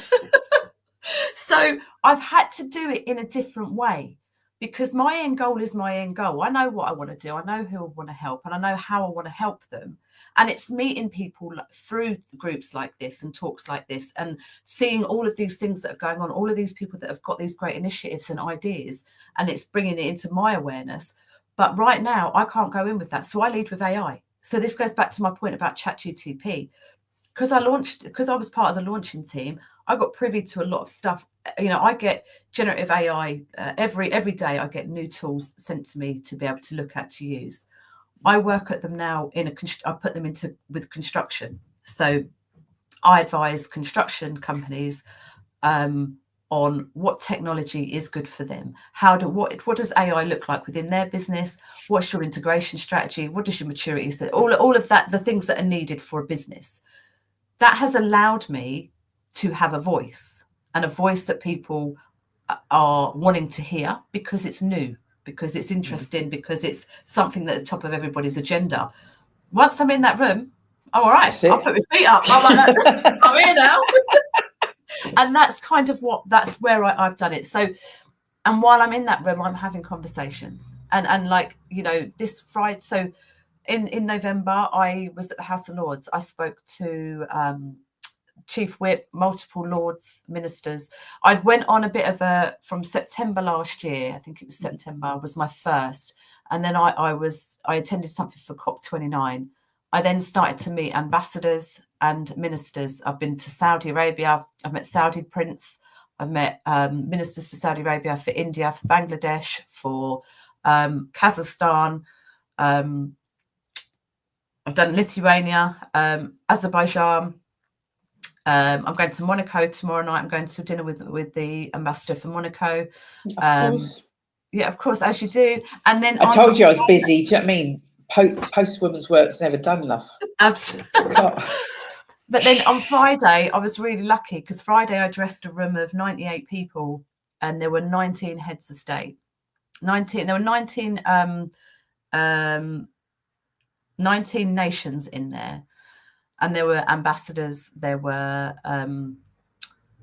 ministers, there were high decision makers for their country, and I was in there, and I just do what I do when I'm in there. So I did a speech, I delivered a speech. I was quite pleased with my speech. I'm getting better. So it was a thought-provoking speech, but then off the back of that, they then come and speak to you. And then I spent 2 hours later on actually talking about what really mattered to me. And that is employment. That is, opportunities for young people. That is making sure that money gets filtered down to where it needs to go to be able to make the difference that it needs to make. And yeah, that's kind of, well, that's it really. Yeah. There's several mics dropping at the minute. But that's kind of, yeah. And this is the journey that I'm on now. And sometimes it's not about, you might not be like you. I know what my goal is. I know where I want to be, and I know where I am now. But there's a path in which is going to get me there, and I don't know what that path looks like, but I have faith and I have trust, and I know that I'm going to get there because my desire is so strong to get there. But I've just got to surrender and kind of go where it takes me, and it's taken me on a really good journey now, and I'm grateful for every opportunity that I get. But it's an opportunity. Everyone that I see is an opportunity, and it's an opportunity to bring to it what I need to bring to it at that point. And if that means I have to talk about AI to get myself through the door and through the door again, I will. But then when I'm sat down, I'll serve the tea with all the other stuff. Strategy. Oh my gosh. Yeah. And I think this is the thing, you've got to have a strategy. You wouldn't, this goes back to about me knowing where I need to be. You wouldn't just say, all right, I'm just going to go here tomorrow and have no idea. You've got to have an idea of what it is that you want to do, and how you want to help and serve. And then just have a bit of trust. Demi, Bianca. Follow. If you need any more, you've got my details. I will hook you up with Louise. She has followed you on Instagram, by the way. I have, yes. Definitely. And I forwarded it to a couple of people as well. Yeah. Oh my gosh. This is how it works. Incredible, and I think so I can't not mention Diane. Well, actually, there's a couple of 4 women that I know in my lifetime that have been murdered by the hands of a man. Sabrina Brett, when I was 15, she was a good friend, she was a friend growing up, good friend, and she was murdered. And her body was just found at the Grand Union Canal. And horrific, I was 15. And then I look at Natalie Critchlow. She was murdered out in Barbados, and they set fire to her. And I'll never forget that. Again, horrific. And then Juliana Prosper recently, and obviously Diane Cleary recently in January. We're burying Diane in April. This is this is real. This is happening all of the time. And for them to be able to help and do things like that, we need it. We need it. And this is, sometimes you can't just go to like the places that I'm going to now. I can't just bring that up and try and lead with that, but they are things that we will have that discussion with. And even if it is the case of, so what's your CSR? What's your business? What does that lead with? How are you supporting? What are you doing to support? Because this is where we need to look at, and especially for the girls there as well, in terms of donations and that, what corporate's doing, how can they, and let's have a strategy around that. I mean, conscious of the time, but there was a situation that happened to me when I worked for ABI, and I was beaten. I was dragged out of the office. I went on a car journey. I was punched 15 times in the head. Needed a lot of stitches and stuff afterwards. But ABI got rid of me because they couldn't handle it. But there was nothing in place. But if you said to them now, actually, we've got a business that we need support for, they will happily give, so yeah. Louise, talk! Wave that flag. Yeah. yeah, I'm mindful of the time. Any comments, any questions, please put them in the chat, guys. And either tag Louise, or we will respond, or we will link. You know, Louise will be back. And I'm there also is going to so be much starting more. my own. I'm going to be starting a chat show on my own. I'm going to just do a talk show. Yeah, I've been wanting to do it for ages. I've got all the equipment and that now. It's going to be like just snippet, like, because I do a lot of reels, but now I'm thinking I might just do some like daily tour, like a show, basically. Yeah.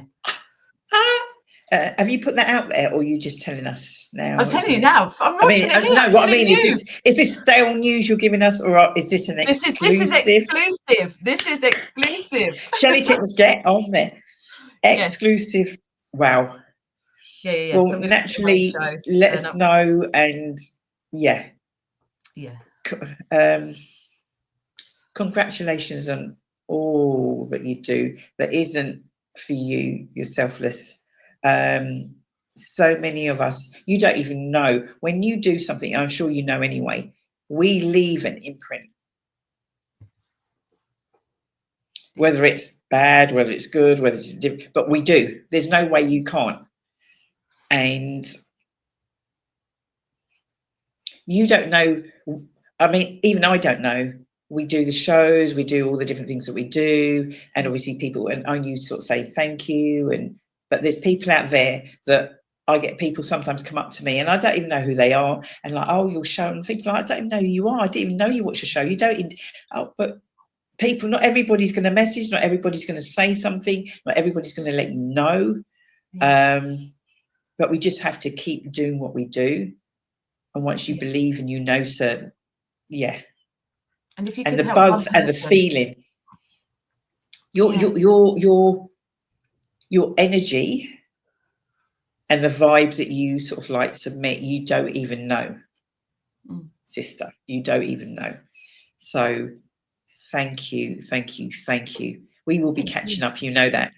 Yeah, for sure. But not in LD. Thank you for always helping me and everyone around, like everyone as part of the team, as always. And I also want to say as well to Louise Cox that spoke earlier, like heart goes out to her. I knew Reese that she spoke about, knew Reese very well, and that watching that changed me in many ways. But her story and just how brave and stuff she is, incredible. So it was, incredible, like very strong. So heart goes out to her. Yeah. Definitely. And we're sharing her details, and if you can share anything as well, Louise, that'd be greatly appreciated also. So I'm gonna have to stop now. Even though I want to go on, but I need to fit in because I haven't. Tishy time, because I was gonna say Cecile, Shelley's got a poem that's you can tell it's late. I need a drink. That's what I need. It's a very apt poem, actually. They always are, aren't they? I don't know whether Tishy's actually been, I think she's actually been writing this while she's been listening to the show, to be quite honest. Really? To actually, I think she's had a few ideas because it's got today's date on it, but I think that she's been finishing this off while listening to the show, because we've had all women on, if you hadn't noticed. Oh, I did. And I was going like, do you know what, Louise? It's not, nothing is ever intentional. It's just the way it falls and the way, and I'm like, okay, we got it. It's an all women show. I'm like, so be it. So go on, Shelley, sorry. Right, so it's good because it's called Women. Women are natural born warriors because we are mothers, sisters, and friends. And women, we are strong, intelligent, and independent. And as women, we are fearless. Women come in all shapes and sizes, and we are all beautiful in our own unique ways. We all have things that we don't like about ourselves, but embrace who we are with women. Women are not treated fairly like men, but women fight for women's rights so the next generation of women will have more opportunities. Sisterhood is a powerful connection amongst women, and women who empower each other and women who go through all the ups and downs together. She's definitely picked up everything. What time did you get it? What time did you get it? It was during the show, but it was something she said this afternoon that she was still working on it, and I had it through just at the beginning of the show. So it wasn't before the show, it was during the beginning part of the show. So she's actually been finishing that off. Wow. And yeah. Amazing. No, it's lovely. It is, isn't it? Oh, yeah. Wow. What an absolutely incredible end to an amazing show. An absolutely amazing show. I've got to watch this back tomorrow. Louise Clark, as always, thank you. Tishy Thomas, them poems. Bianca and Demi, the Hope Village CIC, you're going to be hearing much more about them and seeing those ladies also as well. Louise Fox. Sorry, I can't remember. What Angels was it called? Angel Mums. Was it Angel Mums? Angel Mums. Angel Mums, I think. Angel Mums, yeah. And that event is it the 18th? I think it is. 18th of April. 18th of April. We'll be sharing that information as well. And obviously, Shezzy. Did you see our young lady? I couldn't sing. I wanted to, I was dying to sing, didn't you, Louise? But do you know what? Yeah, exactly. You're another one. See, I keep telling them, they don't believe me. Haters.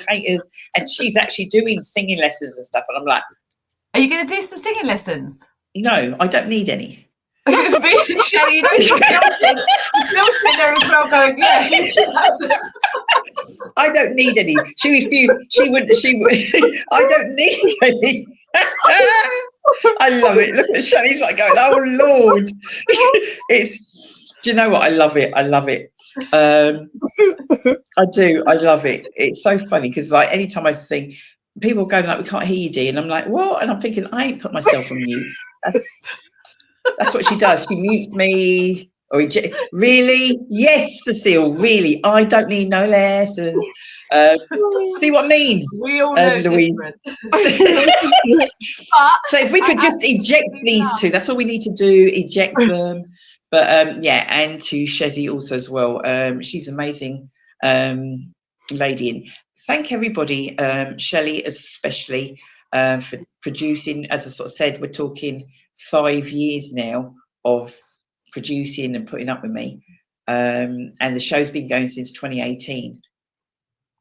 So something's happening somewhere, and we met some incredible people that are doing amazing stuff that a lot of people don't know about. So hopefully we are creating awareness of things that people don't know.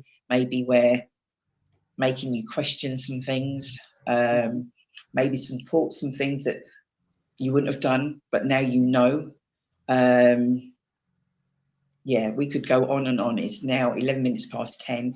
I think I deserve a sip of ginger wine. I really do. Cecile, Terralong, do you know what? I'm going to get you.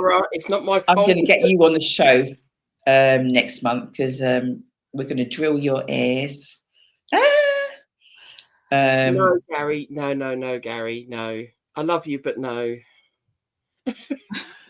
Yes, Gary. Yes, you're damn right. You need that ginger wine, Dee. Go have your ginger wine. No, I gonna sing. No, honestly, guys, thank you so much. We will be back whatever that first Tuesday is in May. And stay in touch, everybody. Stay blessed. And as Tisha would say, keep following your dreams no matter what. So take care for now.